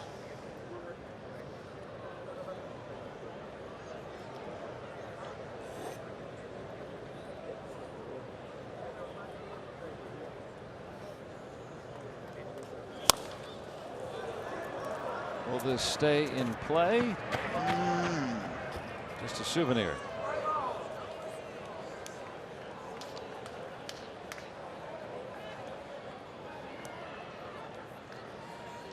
Well, double play candidate, strikeout candidate, struck out over 100 times. So you got that for potential good news. But I mentioned he's got those 26 home runs also. That is an important detail.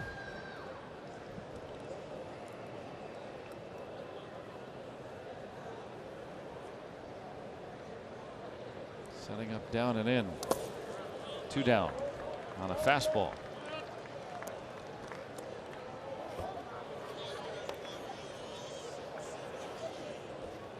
Hitless tonight.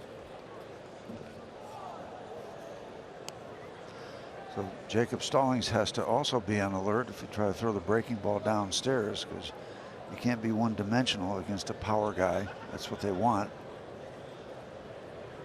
Mix it up. Jacob on alert.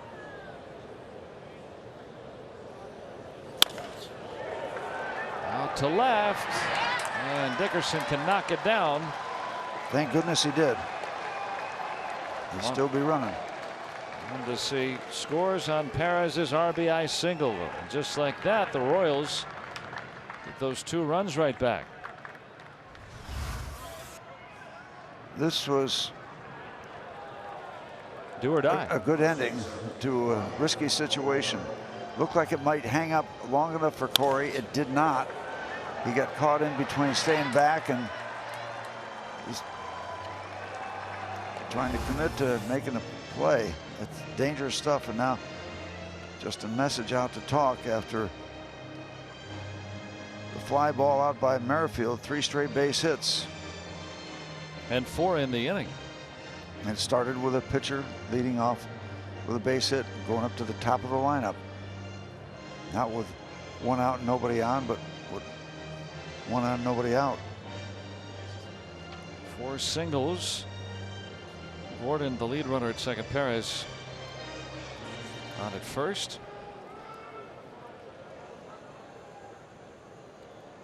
And Ryan O'Hearn, who has a good deal of thump. Grounded out twice tonight. That's what we need now. At somebody. Toward the corner. In the right spot. Gordon is in. It's a double for O'Hearn. Kansas City retakes the lead.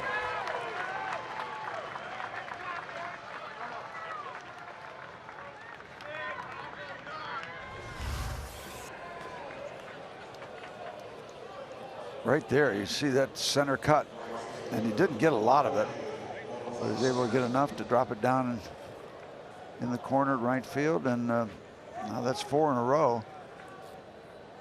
Duplo gets the ball back in. you would guess that the phone would be ringing just in case this thing doesn't stop right away. The phone being in the bullpen, of course.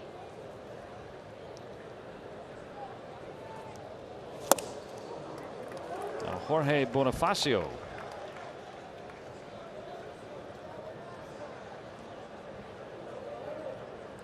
Ryan O'Hearn with RBI 26.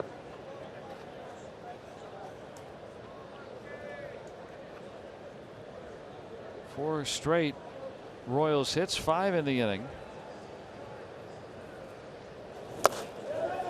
He went.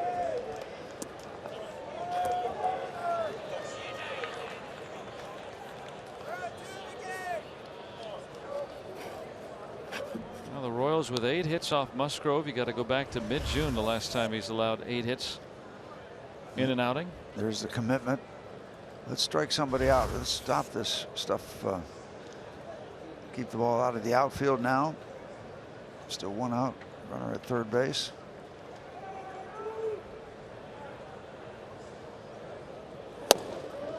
You can see where Jacob wanted the ball. That was a good test right there. Good try. He wanted the fastball upstairs. See if he could get Bonifacio to bite on that one. It didn't happen. That was kind of a free ride to get that strikeout. That's what you're looking for right now. The ball not to be put in play.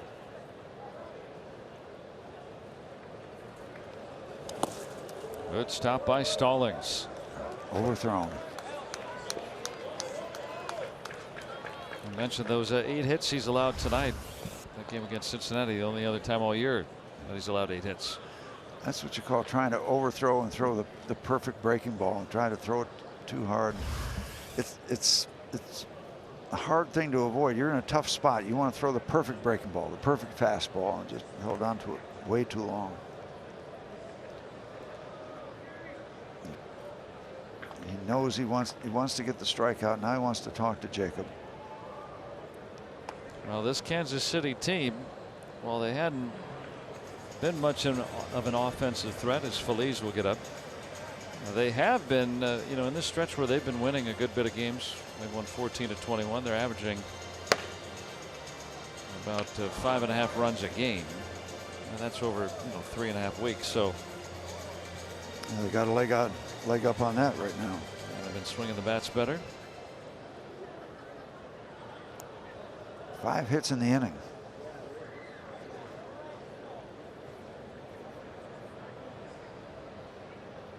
And still with men in scoring position. Down the line and deep into left. Dickerson able to get the out and move O'Hearn back to the second base bag. There's no questioning Perez would score on that. Wow. But a good play by Dickerson. He made a good play on that. You're exactly right to go back and get that ball. It had a bad feel at first. You knew it was going to stay in the ballpark, but you didn't know if Corey could get back there and measure it, and he did. Stayed with it. Wasn't afraid of the warning track. Zip it in as quickly as possible and use 2 hands. Not going to see too many more fundamentally sound outfielders. Bonifacio with a run batted in. So the last 4 Royals all come up have driven in a run. 5-3 after the Pirates had taken a 2-run lead. The Royals have done the same.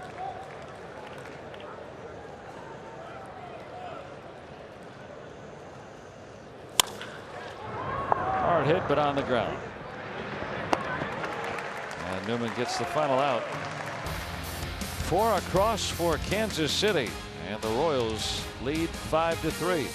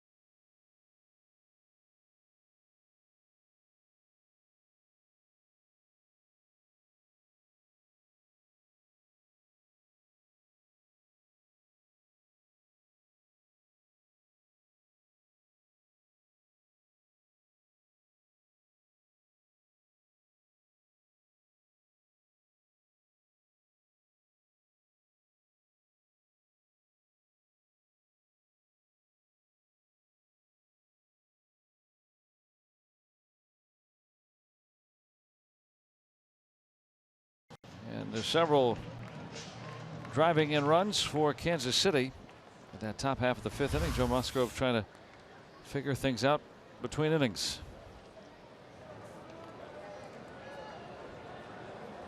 How you feeling? He only threw 19 pitches in the inning, but he got hit consistently. Yeah, that strike business, you want all your guys throwing strikes, but they can't be strikes just to be strikes. And so missing the spots, and he was in the middle of the strike zone. Not to take anything away from him, but Trevor Williams has been on a roll where he's not been in the middle of the strike zone. He's been all around the edges. And, it's a big difference. Yeah, when you talk There's a lot of hitting territory in there. Yeah, when you talk about command, right? You think, well, does he walk guys or does he not walk guys? Well, no, that's only half the story. Yeah, absolutely. And Williams had a Tyone. Well, Williams had a rough spot earlier this summer, right? In June, where he was getting hit pretty well. And yeah, it's hard to run the table, hitter or pitcher, in 6 months of this stuff. It is a grind. That's why we talk about all these averages. And when you get those hot streaks as a pitcher or a hitter, you just ride them as hard as you can, because you know you're going to fall. You're not going to be on top of the horse. He's going to throw you off, and you're going to be in the dust at times during a long summer. That's what that Bronco did to Corey Dickerson on July the 24th. The Pirates were winners of 11 straight in Cleveland that day, and they lose the finale, but they lose Dickerson to injury, and he, along with Matt Carpenter at that time, there were no hotter hitters in baseball, and obviously, injury can stop that, and it did for Dickerson. Hopefully, trying to get back on track after another run-scoring hit tonight. And Brad Keller, now a guy not known for his strikeout abilities, has recorded the last 4 outs by the strikeout. 6 overall tonight. He goes out there all of a sudden with a 2-run lead. Yeah, you give up a pair, you're down, and before you know it again, you're right back on top. This may be a seesaw affair tonight. We shall see. Keller's pitch count rising. Mel hit one very hard to center his last time around.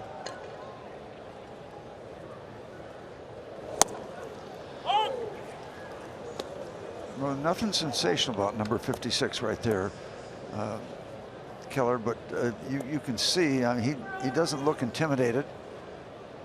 Doesn't look like one of those dazzlers. It's just he's out there with a 2-run lead. He's gotten the first 2 outs, working with the lead in the 5th. Coming up on Saturday, the Pirates will be entertaining the Milwaukee Brewers at 7:05, and the first 20,000 fans take home an Oktoberfest Stein. And come on out early for the Jim Beam Oktoberfest block party on Federal Street, featuring live music, food, alumni autographs, and more. For tickets, go to pirates.com. Come on out this weekend. Come on out all this week. Final week-long games here in Pittsburgh. So join us for all the action. Maybe take a picture. Yeah. So you can do all kind of things with that device there. You can call people. You can write letters to people. You can look at information. It's amazing.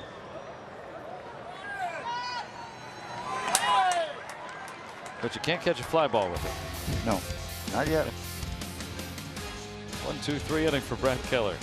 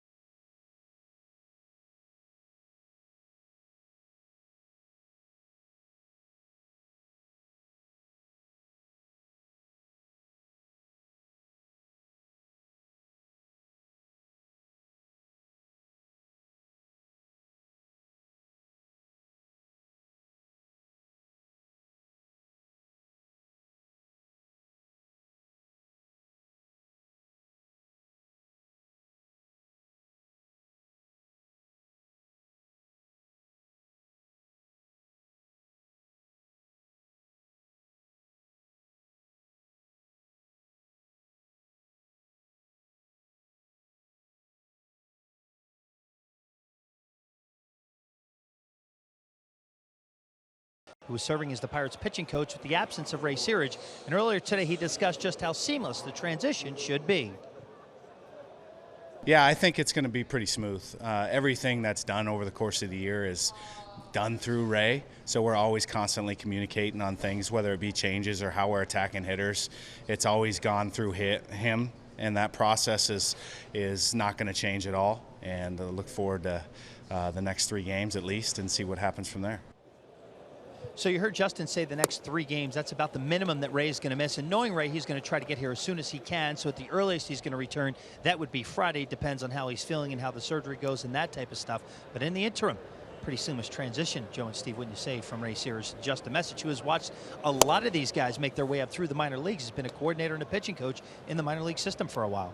Absolutely, Robbie, and I have a little history with Justin Message that I'll get to, but he is as fine a young man as I've run across, coming up through a system, learning in the minor league, spending his time. It's been a pleasure to know him. It goes back to some fantasy camps when Justin was coming up through the minor league system, and he came over and he was my pitching coach with some of my fantasy camp teams. Now that's a whole different program, but I got to learn him, learn about him, learn his family, and he's an easy young man to root for. I think he's going to be around a long time, and I'm glad to see him get opportunities, and I know he thinks the world of Ray, he thinks the world of this opportunity, and Justin Message is going to be good. And his first season here at the major league level after 7 years coaching in the minor league system, 38 years old, Montana native, and a very good pickup basketball player, it turns out.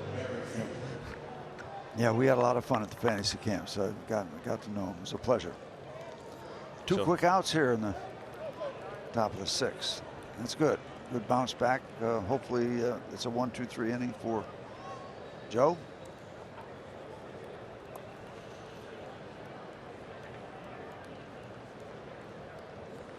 Try to get through Whit Merrifield.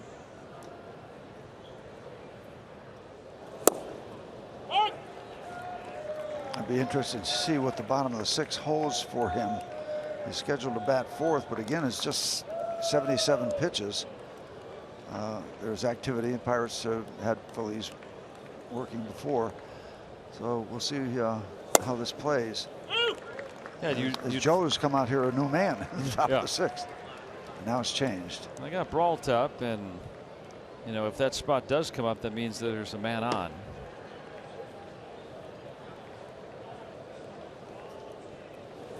And down a couple, if it stays that way, then you'd think, all right, let's bring the tying run up with a bat. These are all the things that managers have to think about, an inning in advance usually, or more sometimes. But now if he does put a 1-2-3 inning and nothing happens in the bottom 6, could he possibly come out for the 7th? Yeah, right. That would mean he's cleaned it up from the 5th inning problems. Yeah, you would think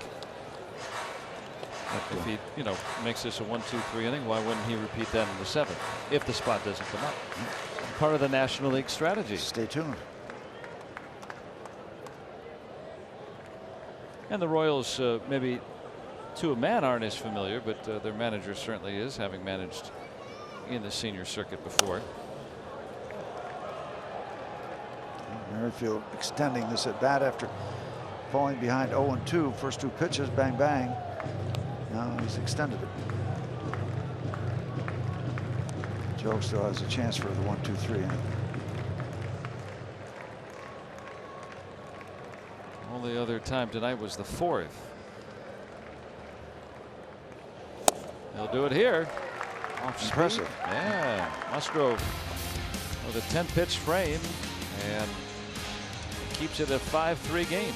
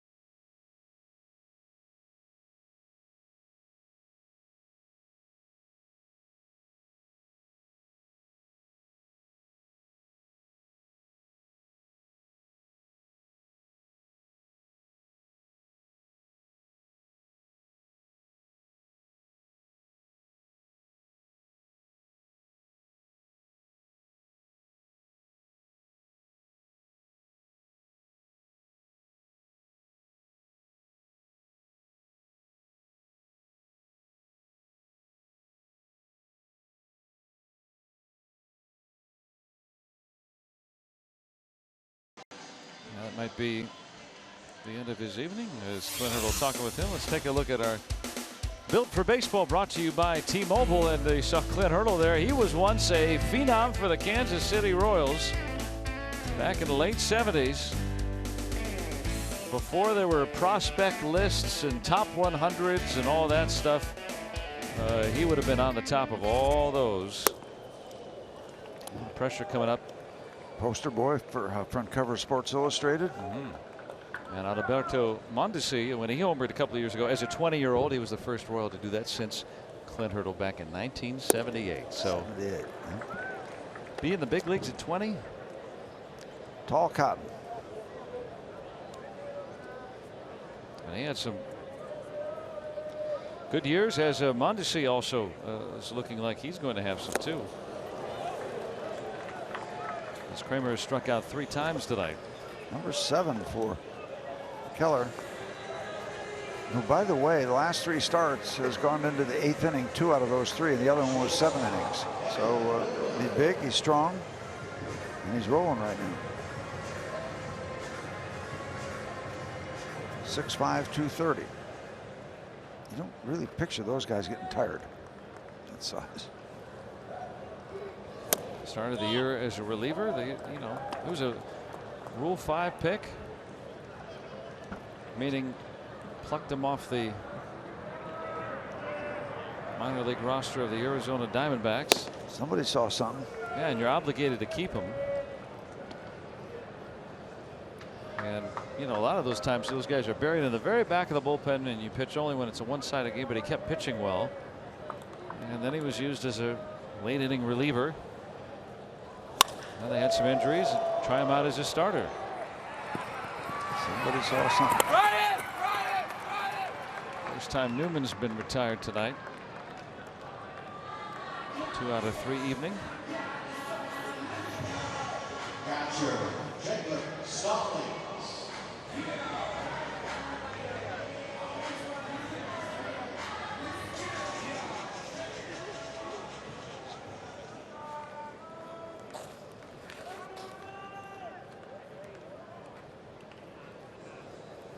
Stallings is lined out and singled.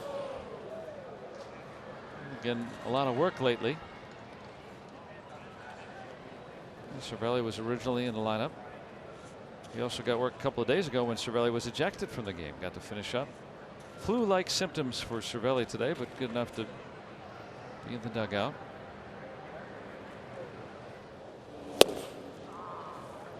.95 at the top of the zone.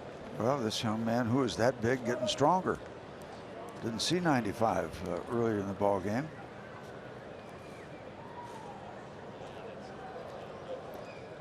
Out of Flowery Branch, Georgia. That's one of the great names of towns that guys are from.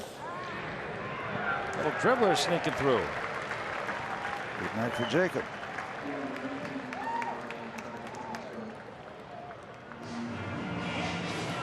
And that will be it for Musgrove. As you surmise, Steve, it'll be Colin Moran. And Brault still loosening.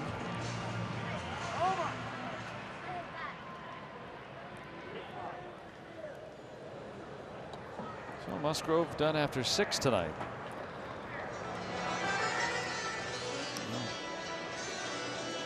I'll bring out Cal Eldred to have a conversation. Didn't Cal do a lot of pitching for the Twins? It was a Milwaukee Brewers came up with. Oh, okay, Brewers. Okay, wrong team. Right guy, wrong team. Yeah, he came on the scene in the early '90s. So he had heck of a go of it when he broke in. Talk about phenoms.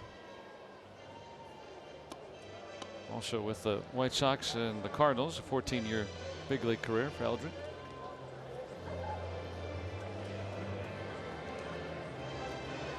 Don't get to see the Royals very often. He made a big trade with the Kansas City Royals to get Bob Johnson, who came over to pitch for the Pirates. And I think Jackie Hernandez was in that trade for maybe Freddie Patek and Bruce Del Canton. That sounds right. And Bob Johnson pitched a whale of a playoff game, beat Juan Marichal 2-1 to help us get in the World Series. That was back when the Royals were a fledgling franchise. They're celebrating their 50th season. They came into being in 1969. Let's see if Moran can come through here. He's been a pretty stout pinch hitter. You usually don't think of rookies being able to do well coming off the bench. 9 pinch hits. He's getting some swings on that upstairs fastball now.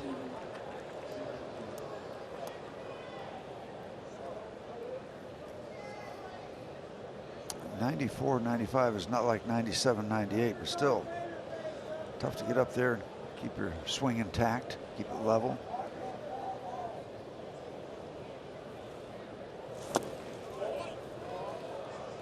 Did not go. Keller goes from upstairs to downstairs. Like a TV show.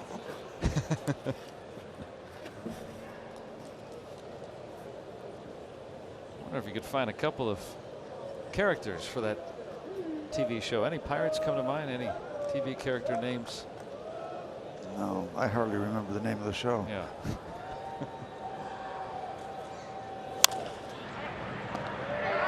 O'Hearn will get the final out over to Keller, and the Pirates still down a pair after 6.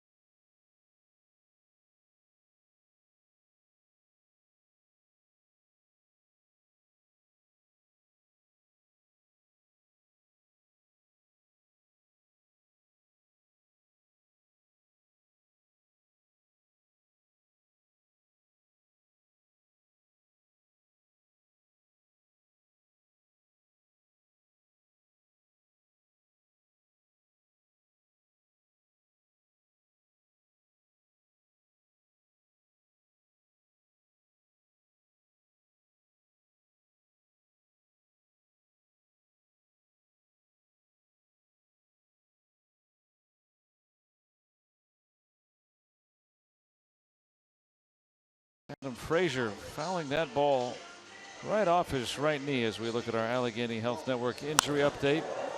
Next pitch, he hammers a double that drove in 2 runs, briefly gave the Pirates the lead, but clearly limited right there, and he came out right after this. Right knee discomfort is the official diagnosis. You bet your life it is. Probably ongoing right now.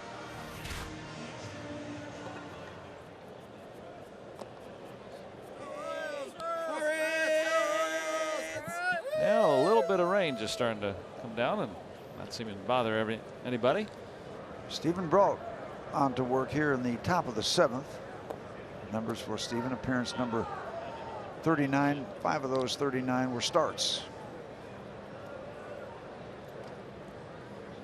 As Musgrove went 6 innings, giving up 5 earned runs on 8 hits, did not walk a batter and struck out 4. He is, as they say, on the hook.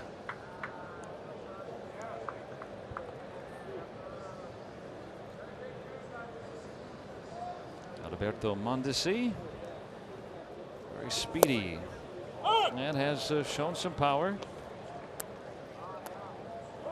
as he starts to come into his own. 23 years old as of July, so a lot of guys don't even scratch the big leagues yet. This is third portion of a season.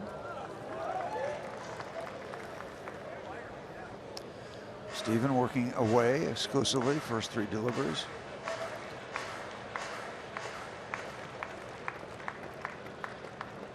Notice his dad had that substantial major league career. Raul Adalberto was a 9 when Raul was with the Pirates that year in 04.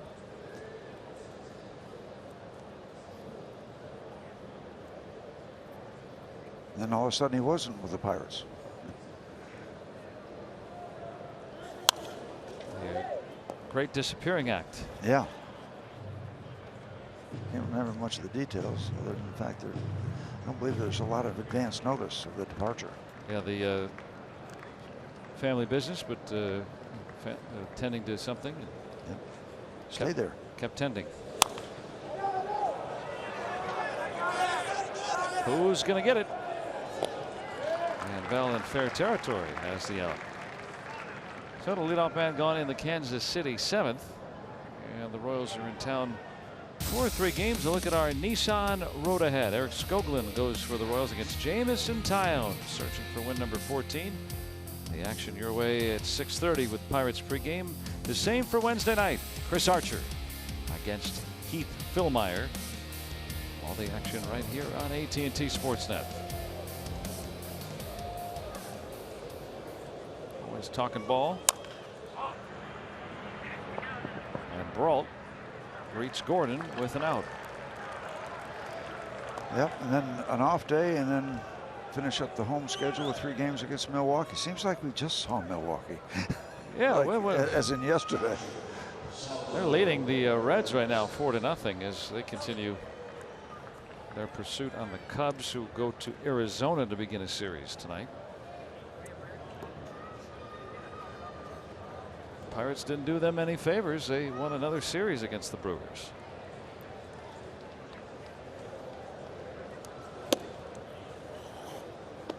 And when the team doesn't make the postseason, you know, as I said earlier tonight, you know, that's always job one. But then you look and say, okay, what can you take from this season? One of those things is, you know, the Pirates might be the reason Milwaukee doesn't win the division this year. Yeah.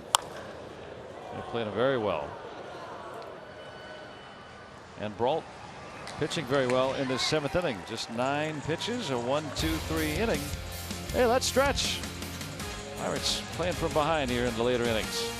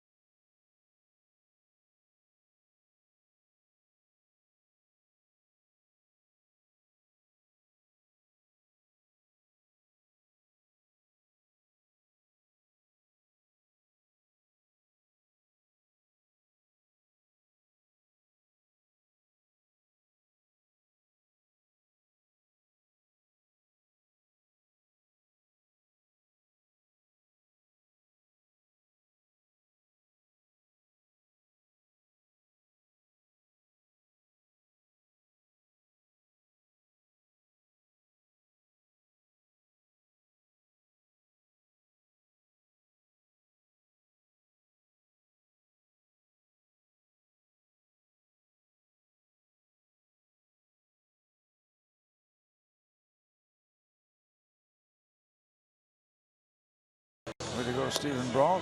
Tidy work in the top half of the inning. Well, try to keep this within 2. Maybe they can find 2 runs. At least a Pokemon or 2. Keller has been good. He gave up the 2 spot in the 4th, give the Pirates the lead, but now he's come back to put up a couple of scoreless innings as he works here in the bottom of the 7th. Last time out, he threw 108 pitches. The rookie will work to Pablo Reyes. Came on as a pinch runner for Frazier back in the 4th. First time batting tonight.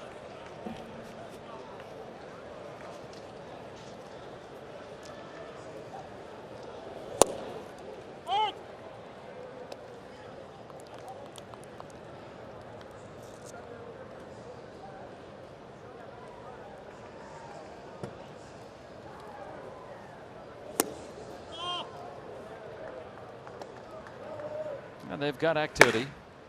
Tim Hill. Lanky lefty. I see a lot of right-handers with that kind of funky motion. Not as many lefties. Yeah, they already have an advantage, right? Just being left-handed. Yeah. Which is already somewhat unusual. 23-year-old Brad Keller. And Reyes finds a hit.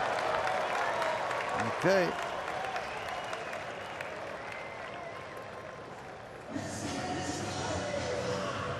Some speed on the bases here to start the 7th.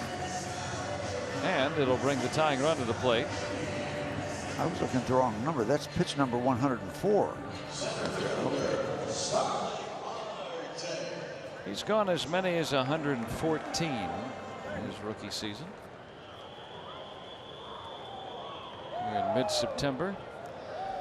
I would think that should we get another base runner out here now, we could see another pitcher. Yeah, with the lefty Dickerson on deck, this may be his last batter either way. We'll see.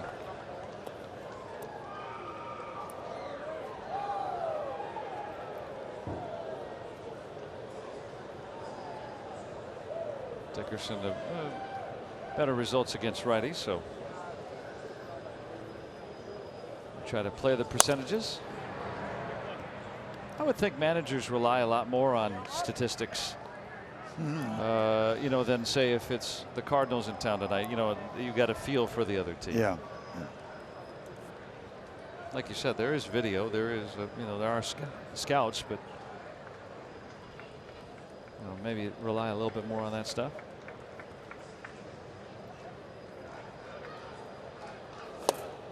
Wow, a late decision to make a late swing.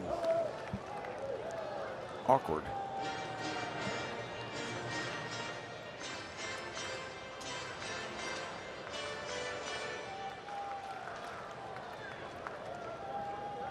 See if he gives him anything to hit with 2 strikes.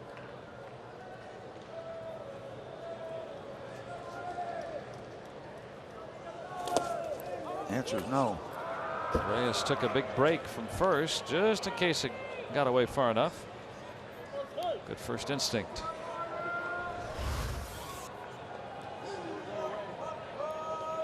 The glove turns, the body goes out in front, and the techniques are good.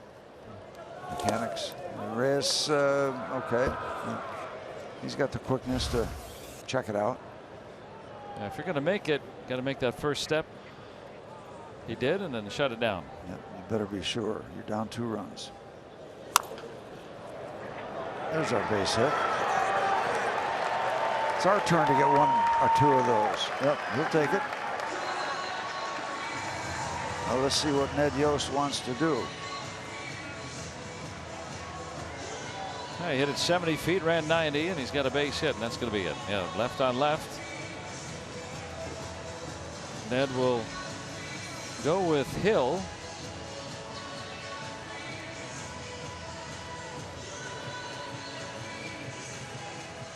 The lefty sidewinder is coming on. Keller done after 6+.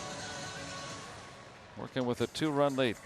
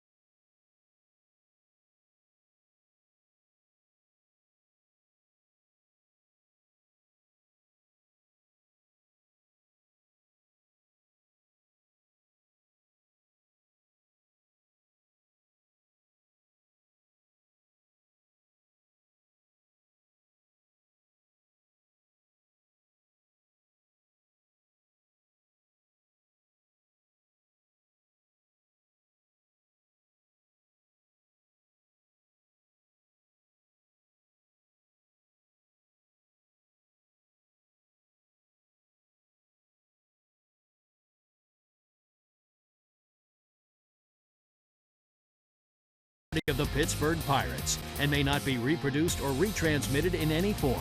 And the accounts and descriptions of this game may not be disseminated without the express written consent of the Pittsburgh Pirates. Pirates down 2. They have 2 aboard with nobody out. Corey Dickerson will come to the plate. Left on left matchup. Reyes and Marte. Good runners aboard. 32nd round draft choice 4 years ago.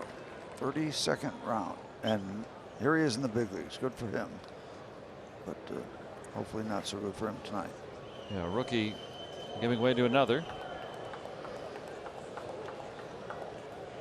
Dickerson this year about the same against righties and lefties batting average wise, but the extra base power taken away for the most part. And that's kind of a different windup, different set of mechanics to try to figure out in terms of your timing as a hitter. Coming from down under, around the side.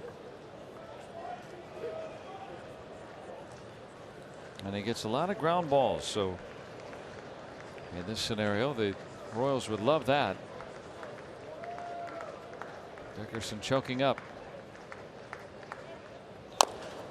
Chopped off the plate. Mondesi has to hurry, and they got him. And the Pirates perhaps would like to take a look at their video of this. Clint Hurdle with a hand out just in case. Well, they get the ground ball, but once it's hit off that plate, it takes a long time to come down. Good eye, Steve. That's really close. Pirates will take a look. The high chop. Good hustle and worth a look. Look on our Allegheny Health Network Supermo. When does it reach the back of the glove? It's so hard to determine the front of the glove and the back of the glove in terms of where the ball is. And once it touches the back, there. Ooh. Pirates got a shot at this. It's got to be something that definitely shows that Dickerson was safe in the estimation of the Major League umpires back in New York. That's the operative word. This might be tough to get definitive evidence.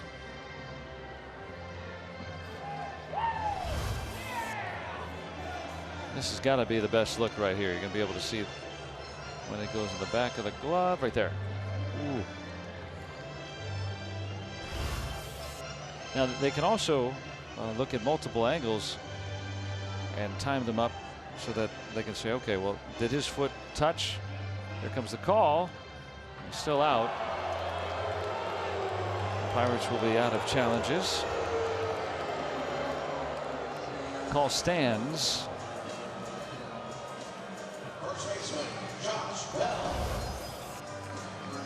That close. That close.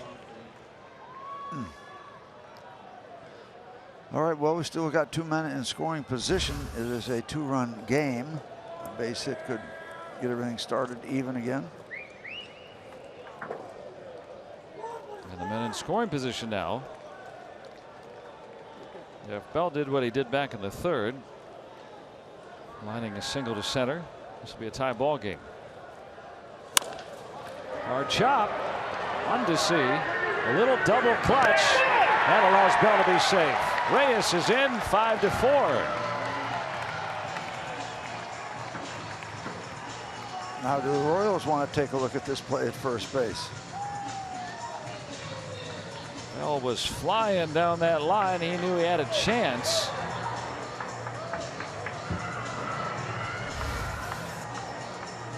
This is a heck of a play. Just to bounce back up. Just a little hesitation. Couldn't seam up the ball. Yeah, I don't know if that mattered. Not close. Not as close as I thought. Yeah. All right.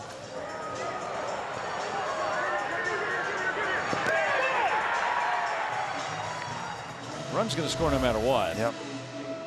And so with a right-handed batter coming up, Ned Yost will go back to his bullpen to try to keep it a 1-run lead.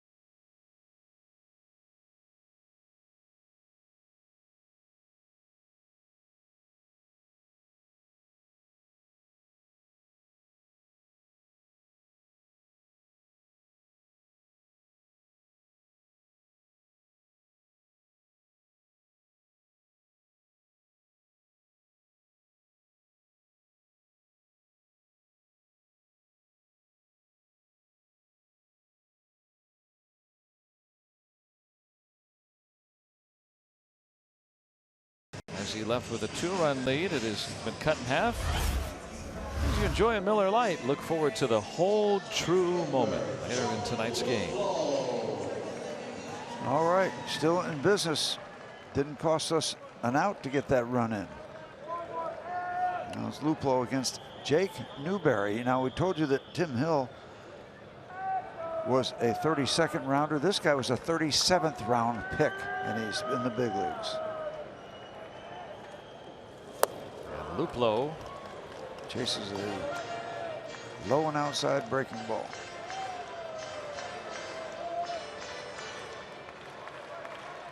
Hitless in 3 trips tonight, but plenty of power to give the Pirates the lead. Deep enough fly ball ties it. Doesn't have to be all that deep with Marte at third.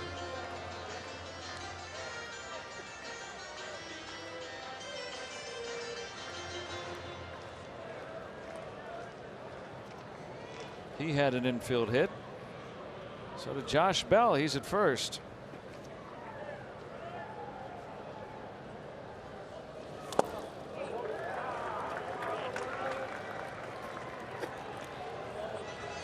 Newberry began the year at Double-A. Worked up to the Storm Chasers of Omaha. ERA about 1.5 this year. Gar Santana is starting to loosen. He's been loose by the looks of that.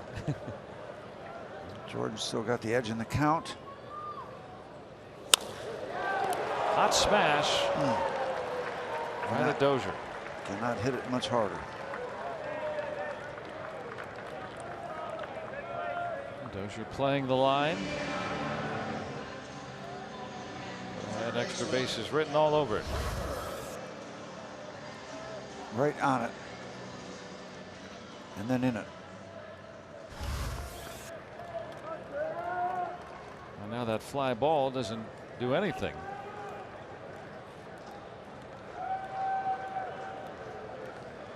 Well, Kevin Kramer's due. The last 8 times he's come up, he's struck out as a big leaguer.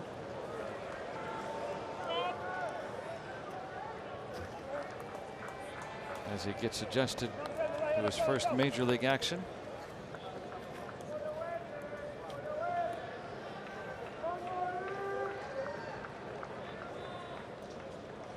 Newberry doing the same thing. Just his 10th big league game. Slammed out to center. Goodwin hauls it in a lead saving grab. Kramer couldn't have hit it much better. A good one from Goodwin, keeping the Royals up 1 here late.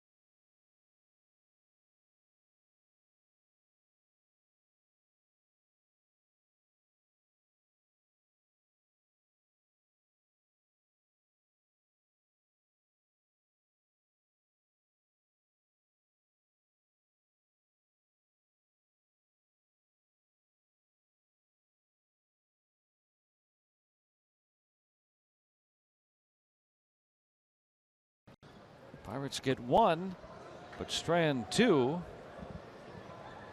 8th inning coming up. Clouds moving over the steel building. The rain has held off for just about the entire night. We did not think that when the day began today. I didn't think we had a shot. You know, there's all Overhead. stuff coming up from Florence, the storm Florence. High and deep to right, and Luplow sees it go out of here for a home run. Ryan O'Hearn's 11th.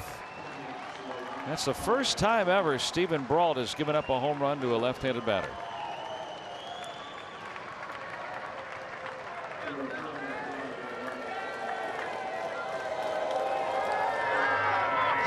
'81st time someone's come up against him, a lefty. First time Brault has given up a home run to a lefty. A little insurance for the Royals. He went down and got that. That's that left-hander power swing. That will cost a run to Stephen Brault, and it will create his departure from this game.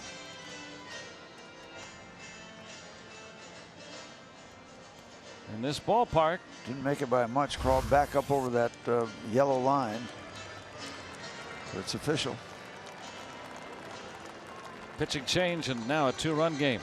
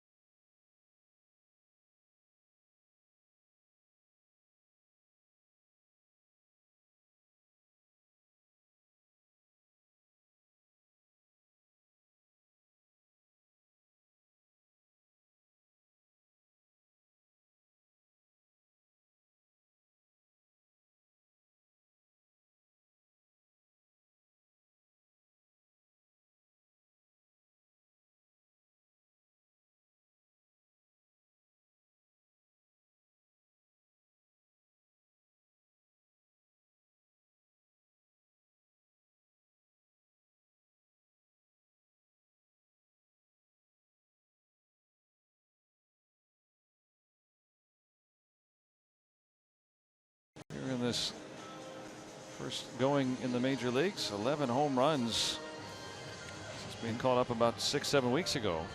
Short amount of time. Michael Feliz on. Still averaging over a strikeout per inning, but a struggling season for this right-hander. Pirates now trail by 2. I was talking with Feliz the other day about his season, and he's keenly aware of, he after opening day, he was a late inning, very effective reliever for the Pirates for a while. He was supposed to be the 8th inning guy. Yeah, maybe a month and a half, 2 months or so. And then, yeah, a lot of balls getting hit pretty hard against him. And having a setback as he has had here in the early part of his career with Houston and with the Pirates, a long stretch of success and then a setback, and it's all in there. He's only 25. I think, go to spring training next year, start over, see what you can do. And hey, same for Stephen Brault. He began this year as a starting pitcher, and working to life as a reliever for the first time. And he's had some great stretches, and he's also been sent back down to the minor leagues to regroup at times too. We may be talking about both those guys as very important pieces in the bullpen next year. Hey, just saw Stephen Brault in the dugout. He went 1+, an inning plus, gave up the run on the hit. That's his set of numbers. Stephen.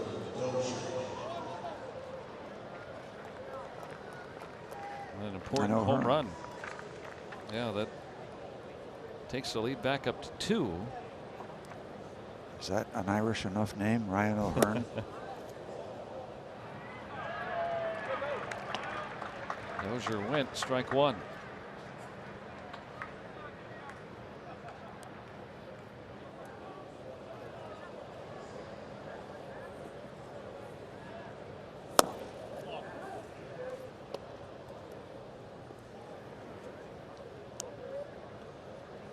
Kevin McCarthy. There's another Irish name for sure. Wow, speed delivery by Michael, effective. Now, if you can do a good bit of that with that 95, 96 mile-an-hour fastball, you might be on the way back. As swings way out in front, looking for a fastball that he didn't get. Yeah, we've seen that slider be at times very effective this year. And he's also tried to bring back that split-fingered fastball that he used in his minor league days with Houston. That might be another thing that could be used in 6 weeks down in Bradenton. Boy, didn't fool Dozier there. That ball was tattooed. Look for something just out a little bit in front.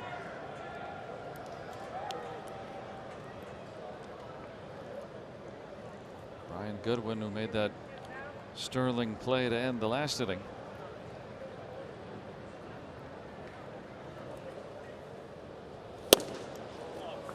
Pop that mitt.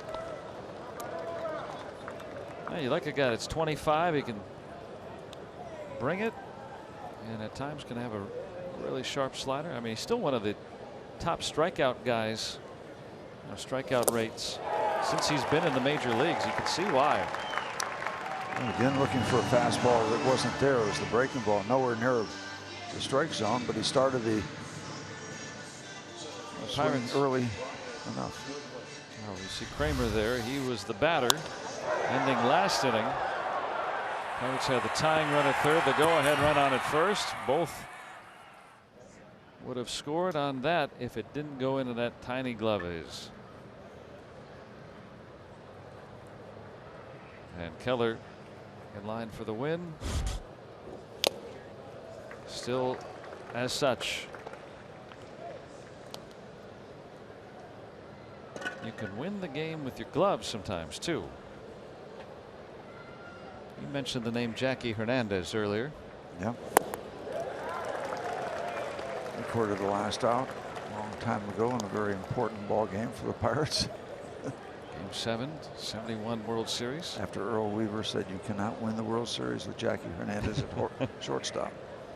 Fitting out in so many ways. Yeah, Jackie. That was so great because he'd been a utility player all those years and never made any headlines, but just kept on doing it with his glove, with his dual glove. And the scouting report from the opposing manager says you can't win with him at shortstop. So satisfying because Jackie knew about that quote. And he recorded the last out in the World Series. He's got that to live with for the rest of his life. He should be proud of that and is. On a ball that it looked like it was heading into center field. Yep. 2-out hit for Goodwin. But our scouts had Merv Redmond shaded up toward the middle and the ball bounced off the mound. Not that I remember details. Jackie just be able to slide over, make the throw across, and that was it.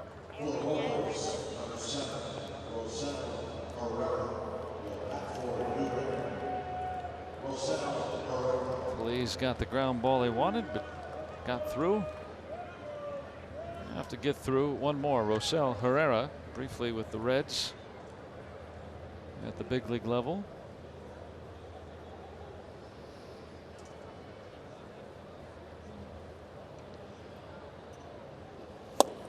There have been 3 balls very, very sharply hit.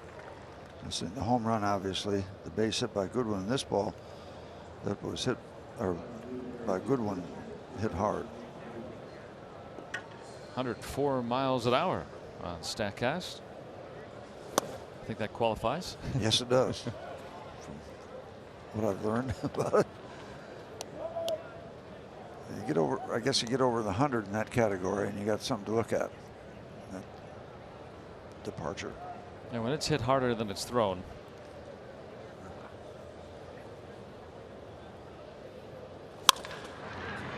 Hit hard, but that time right at Reyes. What a noise that made. Check that bat. So the Royals add a run on the home run by O'Hearn.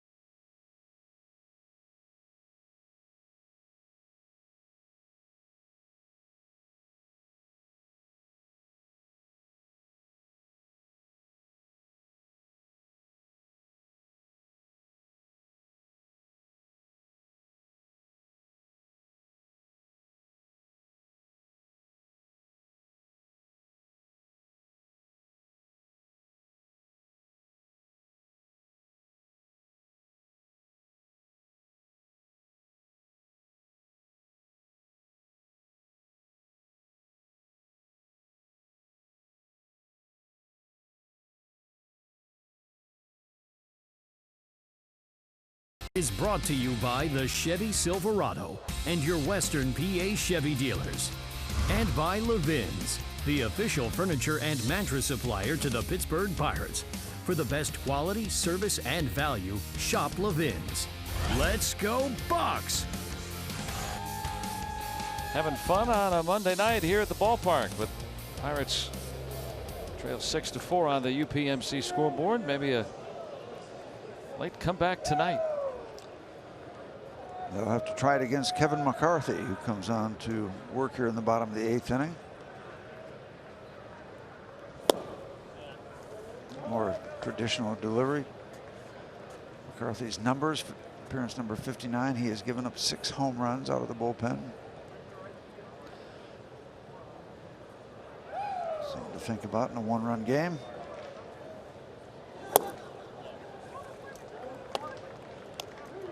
Newman tonight, a couple of hits. Got that hitting streak up to 6 games.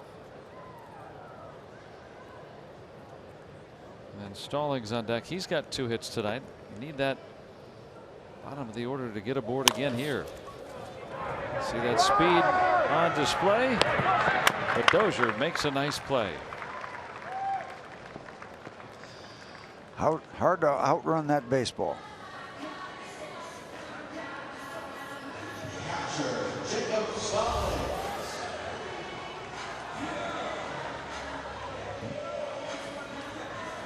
Did all the right things, and that made it look easy.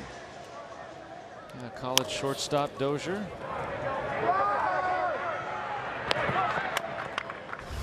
Now playing more on the corners. Looking very nimble on that play.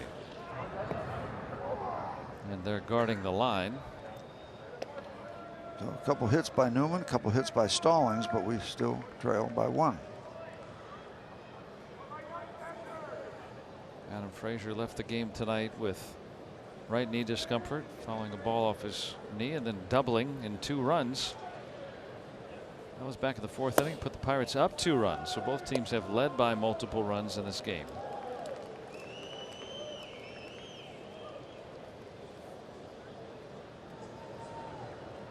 And the Royals have, upon trading some of their more veteran pitchers, have had a bunch of young guys leading up to their closer. If they have the lead in the 9th, they've been giving the ball to Willie Peralta, the former Brewers starting pitcher. How about that?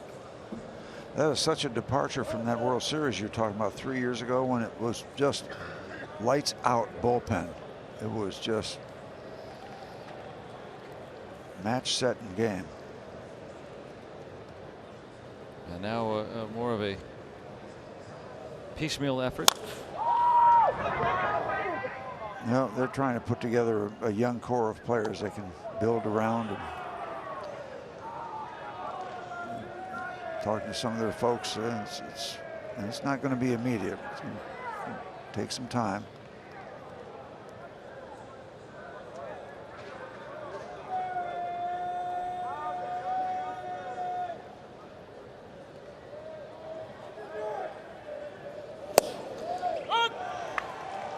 Strike 3 call for the 2nd out.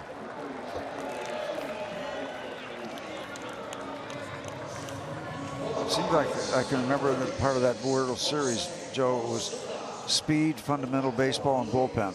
A lot of it for the Royals.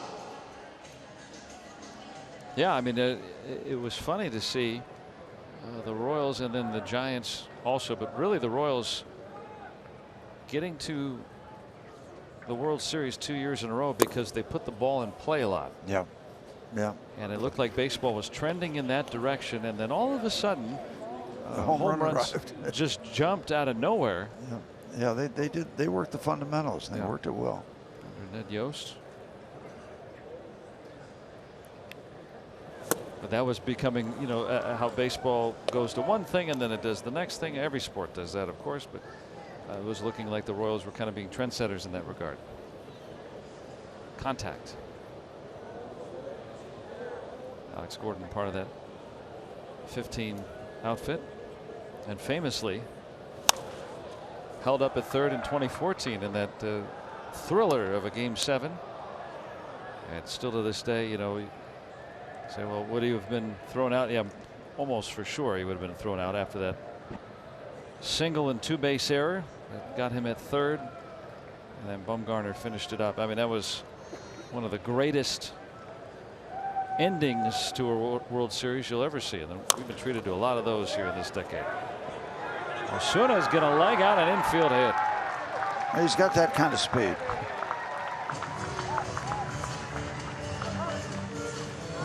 He was motoring best he could down that line, and he gets rewarded. So Marte do it, so I'll take one of those. I'll have what he's having. No chance for McCarthy.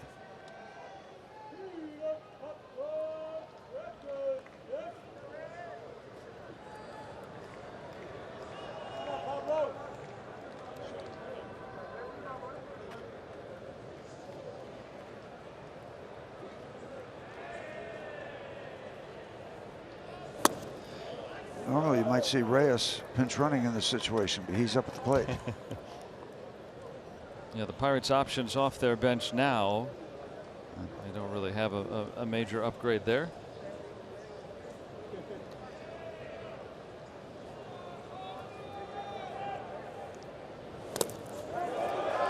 He's going to advance. Thank you.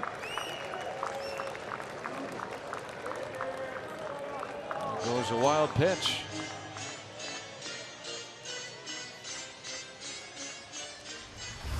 Perez can't do it all the time as this ball.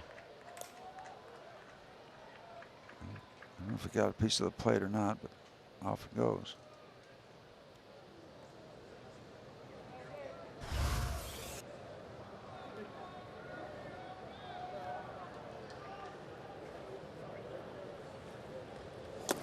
Well, even if you can get one back here in the 8th, it makes the 9th a little easier to navigate. Reyes with a base hit last inning. A little drop shot over first base, perhaps.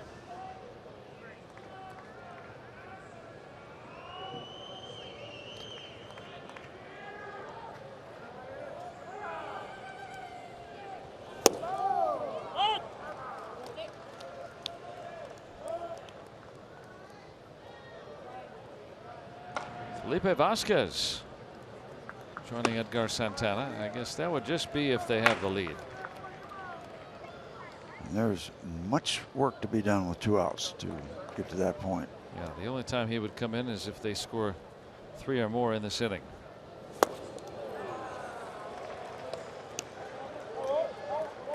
It helps Osuna a little bit in that he can go on contact.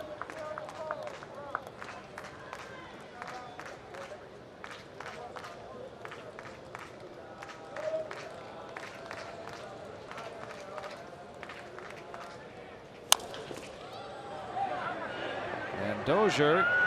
That ball flubbed by O'Hearn, and Osuna's going to come in.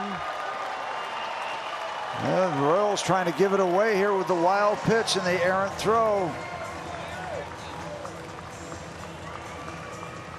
And now you've got a situation, Joe, after you've gotten yourself a little closer. Dozier makes a nice play. Is it the throw or the catch? Catch, just off the glove.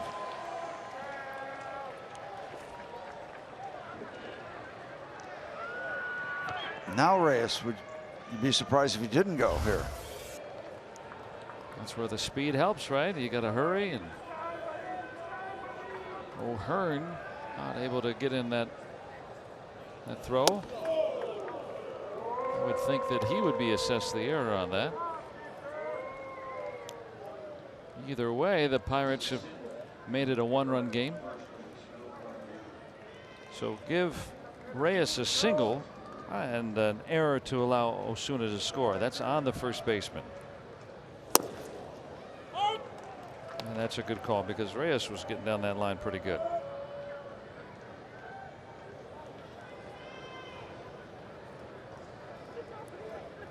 He's the tying run now with 2 outs.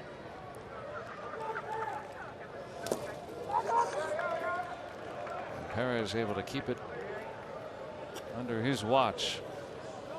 It was that wild pitch that set up the ability for Osuna to score.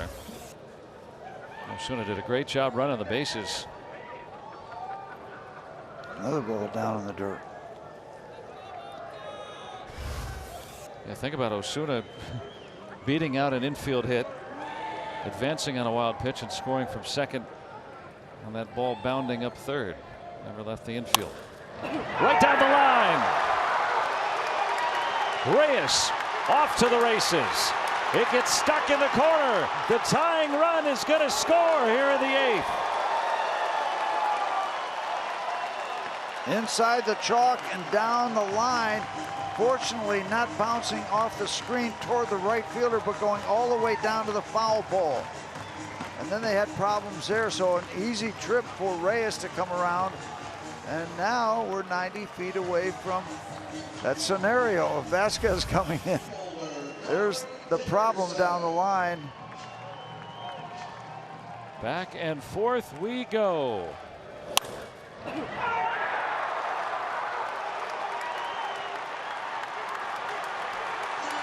Reyes motoring comfortably. 2 infield hits, and then that ball by Marte, his 5th triple of the season.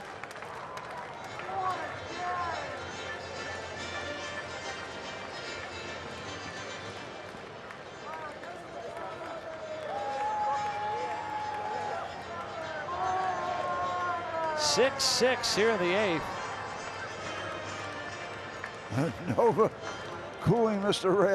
Reyes' wheels.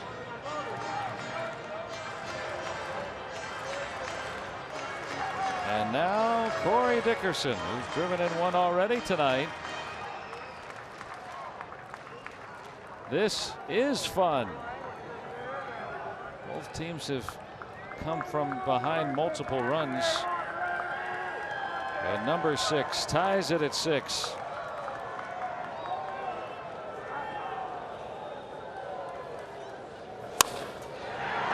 That time O'Hearn down the line and gets the final out. But the Pirates get 2.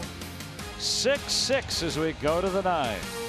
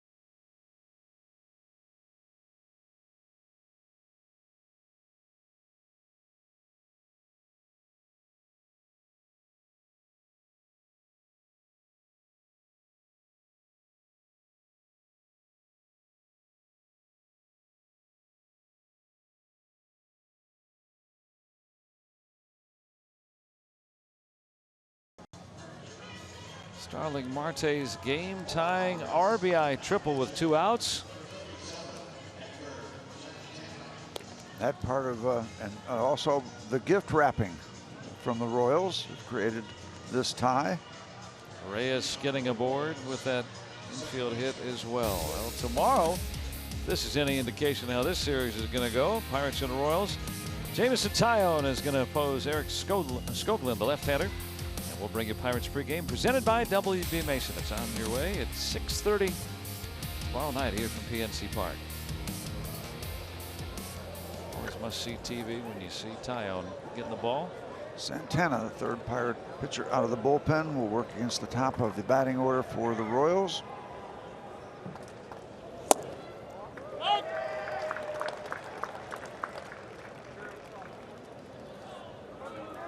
He has been very good.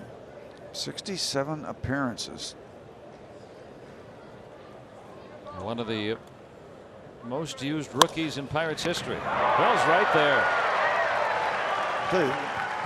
These guys are hitting haymakers right at people. I mean, just solid contact, rockets all over the place. Good many of them being caught. Not very merry for Merrifield after that.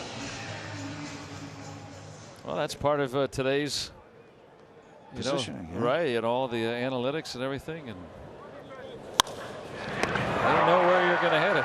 Many times you got your guys sitting on the chalk lines at the corners.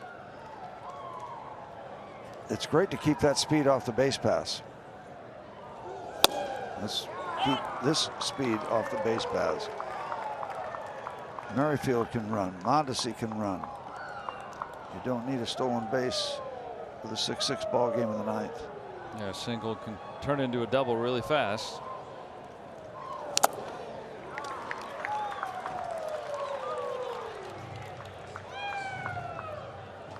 Tried to bunt his way on back in the 3rd, and Musgrove made a great play to throw him out.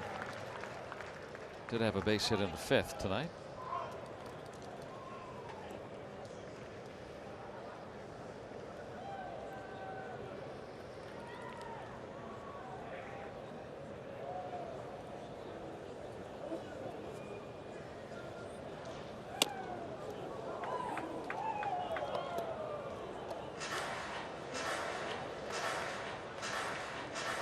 Now carrying so much added importance.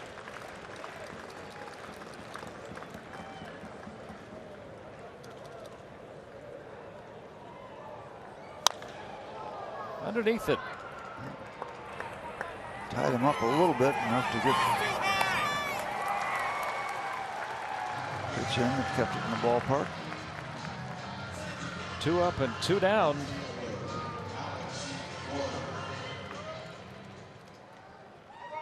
Now Santana has been used just about as much as any rookie in baseball this season, and well up that top 10, nearing the top 5 now, and Pirates who have pitched the most games as a rookie. And he has responded. You don't get to pitch a lot as a rookie unless you pitch well, right? Exactly. We used to know him when we first saw him back in several spring trainings ago. With just a young man, not too much experience, and a real good slider. Well, throws pretty darn hard too. Also, didn't pay enough of attention to the fastball. Gordon strokes that one right to Luplow. And a very quick 1-2-3 inning.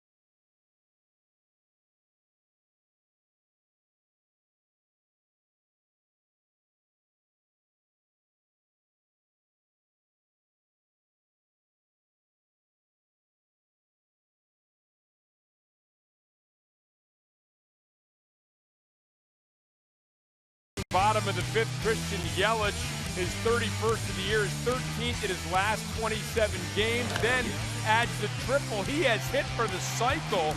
The Brewers leading the Reds 8-0. That game is in the 8th as we go upstairs to Joe and Steve. Thank you, Rob. And yeah, the Cerveceros over Los Rojos tonight. Yelich with 2 cycles in a season. Aaron Hill did it 6 years ago, and the 3rd since 1900 to do so. Brewers in the chase against the Cubs. Here, who will prevail? One swing could win it for the Pirates here in the 9th inning. And of course, they'll be scoreboard watching when they're done. The Cubs underway in Phoenix. Well, we've seen a lively game.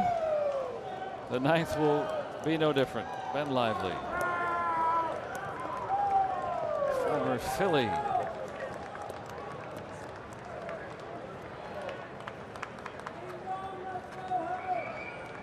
Josh Bell will start it off.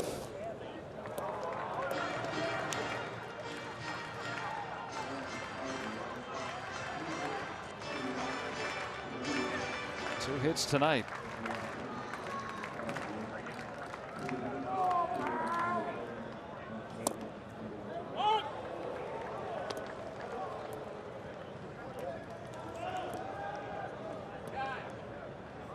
Well, a season for Bell that has been up and down. We can put an exclamation point on this one tonight.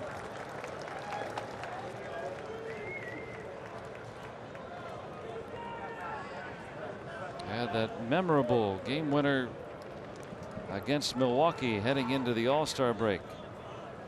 As lightning struck, his double to center capped a 5-game sweep of Milwaukee in that singular series. more than likely determining the fate of the entire division this year. And the winning run is aboard to start the 9th inning. Who will forget this? Back on July 15th, in a driving rain, driving in the run, Moran scored as the ball squirted past Kratz. Yep. That was the one.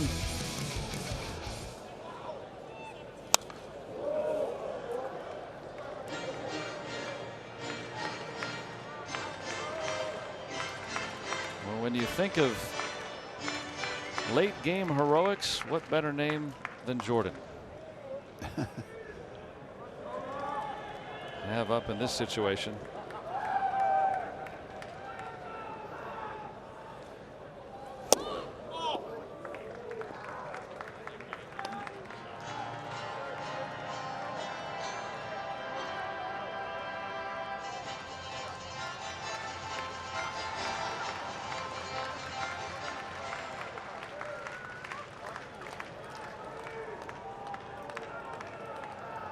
Bell is the winning run at first.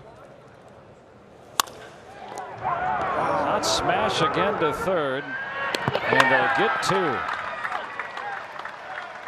Again, solid contact. The Adam ball alive and well here late in this ball game, right? Adam.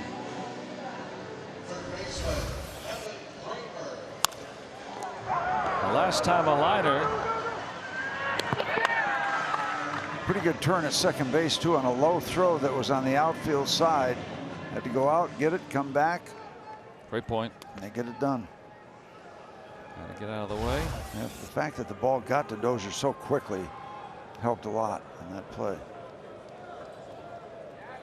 That clears him for Kevin Kramer. In just his 9th big league game.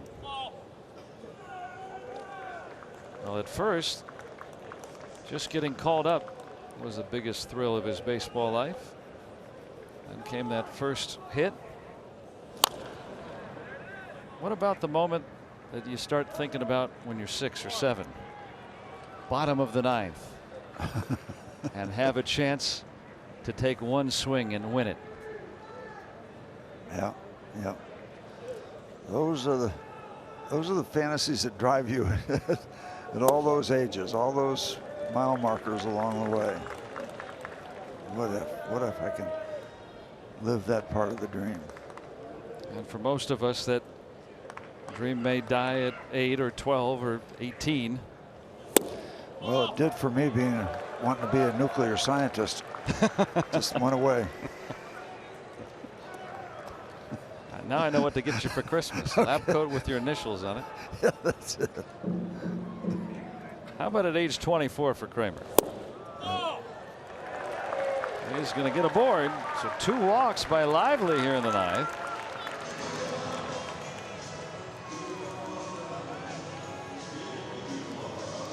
Didn't get the call. Ned Yost not happy.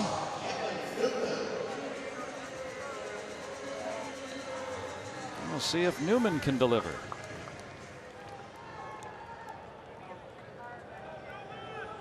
Posted a couple of singles tonight.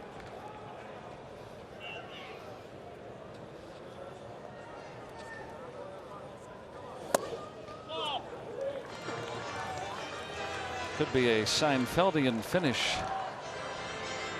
Well, the two, and Kramer and Newman, of course, linked with that show, but they've known each other since their pro careers began. They were roommates. And they may be a big part if this Pirates team can win it in the 9th. Yep, Dozier almost got it. I think he got a glove on it that slowed it down, but Pirates are in business in scoring position. And without delay, that'll bring up Stallings with 2 aboard. His 3rd hit of the night. Yeah, Dozier's been so sure-handed over there. He's just hit too well. Yep. These hard hit balls. Pitchers late in this ball game, both sides are not fooling too many people. 3 of the 4 have reached here in the ninth, but that big double play ball keeping Lively out of sheer doom right now, but in peril. Yeah, you would think with 2 walks and a base hit, he'd be doing the wrap-up. Stallings has hit a game winner before. That was in his 3rd major league game when he had that pinch hit single off Yusmeiro Petit against the Nationals. He's already gotten a couple of singles tonight. Yeah, I remember him seeing him get mobbed after that that hit down the left field line, wasn't it?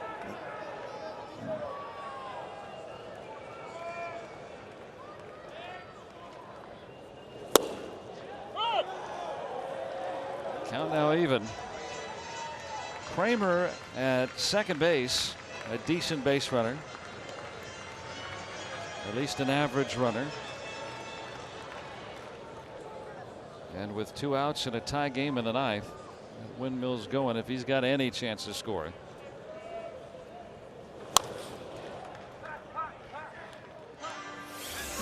Let's see how your memory holds, Steve. Yeah. I had to cheat off mine. Yeah, right down the left field line, like you said. Scoring Cervelli. And then going, let's go find Jacob.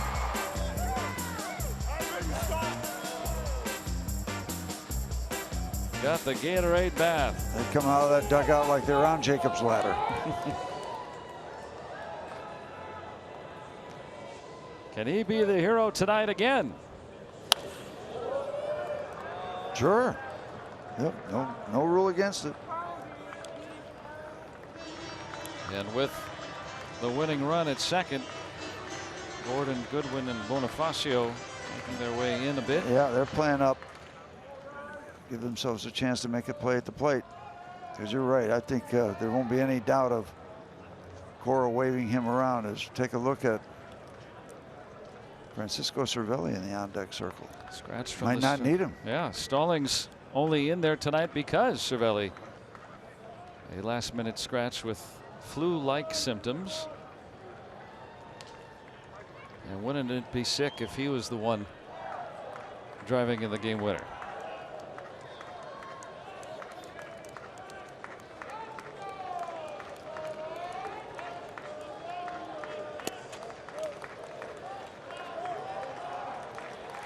Kramer at second, Newman at first, 2 outs, and Perez wants to talk to Lively. I was going to say, Ben, eventually you got to throw this thing.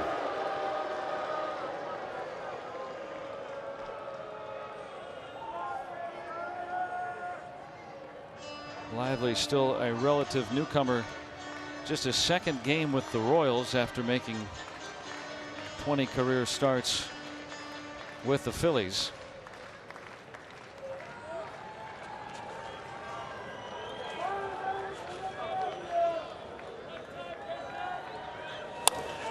And again, history repeats itself. The arm from Gordon. Not enough. Stallings does it again.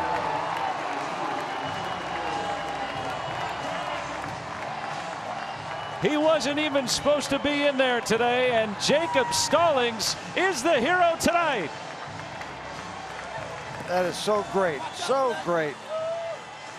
You've been up and down all around, Joe. They've been bouncing back and forth between Pittsburgh and Indianapolis, and that is so satisfying as the Pirates go get their catcher. They find him, and they come up off the mat here late in this ball game.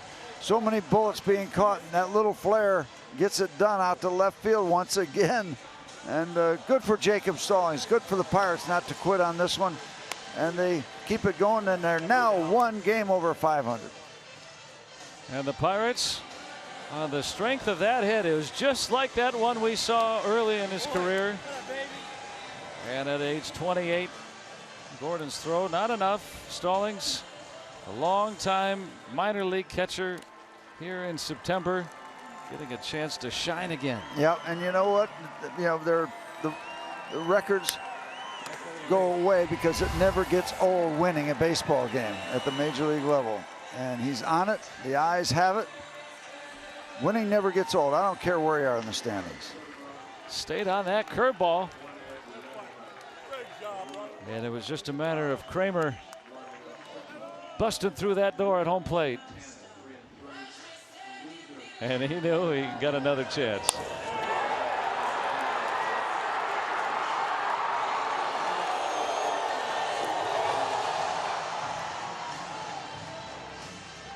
Jacob Stallings with a game-winning hit, his third hit tonight. Rub that head. That's good luck. Here they come, Jake. Down 2 in the 8th. That's fun. Storming back to win it tonight here in the series opener. There's the spontaneity. Let's go downstairs with Robbie Inspikowski. He's got Jacob Stallings. Joe, this is old hat for Jacob Stallings. Another walk-off hit. Right before you did it, we showed the highlight from September of 2016 when you did it last time. How do you describe your ability to come up clutch in big moments, Jacob? Just tried to stay with my approach. You know, I didn't really think about that one, but you know, it was good. Guys got on base for me, put me in a good spot again, and luckily I was able to find a hole. You know, you already had a reputation as a really good defensive catcher, but the last 2 years, you worked extremely hard on your offense. What's this like for you to reap the rewards of that work as a big leaguer? Yeah, it's great. You know, always work hard defensively and offensively, but I knew that was kind of holding me back from being a big league player, and so I tried to get better, and luckily I'm seeing some of the rewards. How about when you go 1-2, foul ball, base hit to win the ball game? Can you kind of take us through that bat and what your mindset is and what you're trying to do? I was just trying to stay on the fastball with in that at bat. His fastball kind of rode on me a couple times and got on me a little bit. So I was just trying to stay on the fastball, and he flipped in a curveball, and I got enough of the bat on it to find a hole. So Corey Dickerson told me you winked at him when you were on the bench before you went out there. Did you kind of have a premonition that you might be able to do something like this? I don't know if I was just kind of making a funny face at him, but he said that when he was punching me in the face, but no, it was good. He worked out well, I guess. I was right. And you know what else worked out well? You weren't even supposed to start this ball game. You're a last-minute switch to do this. I mean, how do you put it into words? Yeah, you know, baseball players are such habits of routine, and you know, I had to do a little bit extra to make sure I was ready to go today because I didn't come to the field expecting to play. But yeah, just trying to always be ready off the bench or before the game, whenever. Congratulations, Jacob. Once again, a walk-off winner. Thank you. Thanks. How about that, Rob? Jacob Stallings not even originally in the starting lineup, and he's a walk-off winner tonight for the Buccos. As they say, you never know what you'll see at a baseball game. You know, Robbie, thank you very much. And part of the group of young players that helped the Pirates rally there in the ninth, you know, when the September call-ups happened, we talked about the fact that the Pirates should be taking a glimpse into the future. That didn't mean they had to lose ball games. They're 9-5 in September. Right now, they have a 6-game home winning streak. That's the longest home winning streak in baseball. Yeah, they're playing great baseball, and they're not worried about yesterday. They're just worried about what they're doing in that exact moment. Kramer had 4 strikeouts just the other day. He wouldn't even have noticed it today. Struck out early in the ball game. He continued to go up there with a good approach, a good at bat. Had a huge walk with 2 outs. Newman started off slow. Look at him now. He's heating up, swinging the bat very, very well, playing good defense. Doesn't allow anything to affect him from that error. And then Stallings stepping up once again, never catching Musgrove, managing the game, winning another game behind the plate. Great job by the Indians of Annapolis. Very nice. As we promised earlier, it's our Miller Lite Hold True moment, and before the game, Glenn Hurdle had a lot of positive things to say about Jacob Stallings behind the dish and at the plate, and he comes up with a big hit, part of a 3-hit night for Jacob Stallings. Yeah, big hit, big game behind the plate, really worked well with Musgrove, pushed him through some very tough situations. You gotta love what you're seeing if you're a Pirates fan, and like Steve Glass just said, as a baseball fan, a win is a win, and it's always fun to see the shower of Gatorade, guys punching guys, ripping jerseys off. It's just a lot of fun. Maybe one day we get real excited, we'd start throwing Gatorade all over the place. Sounds terrific to me. The Pirates improved to a game over 500, now 75-74 their record following tonight's dramatic come-from-behind 7-6 victory. Hats off to Jacob Stallings, who has the big hit coming up on Pirates postgame. Of course, we'll relive this emotional victory. You can see for the Pirates the emotions of joy. They win 7-6.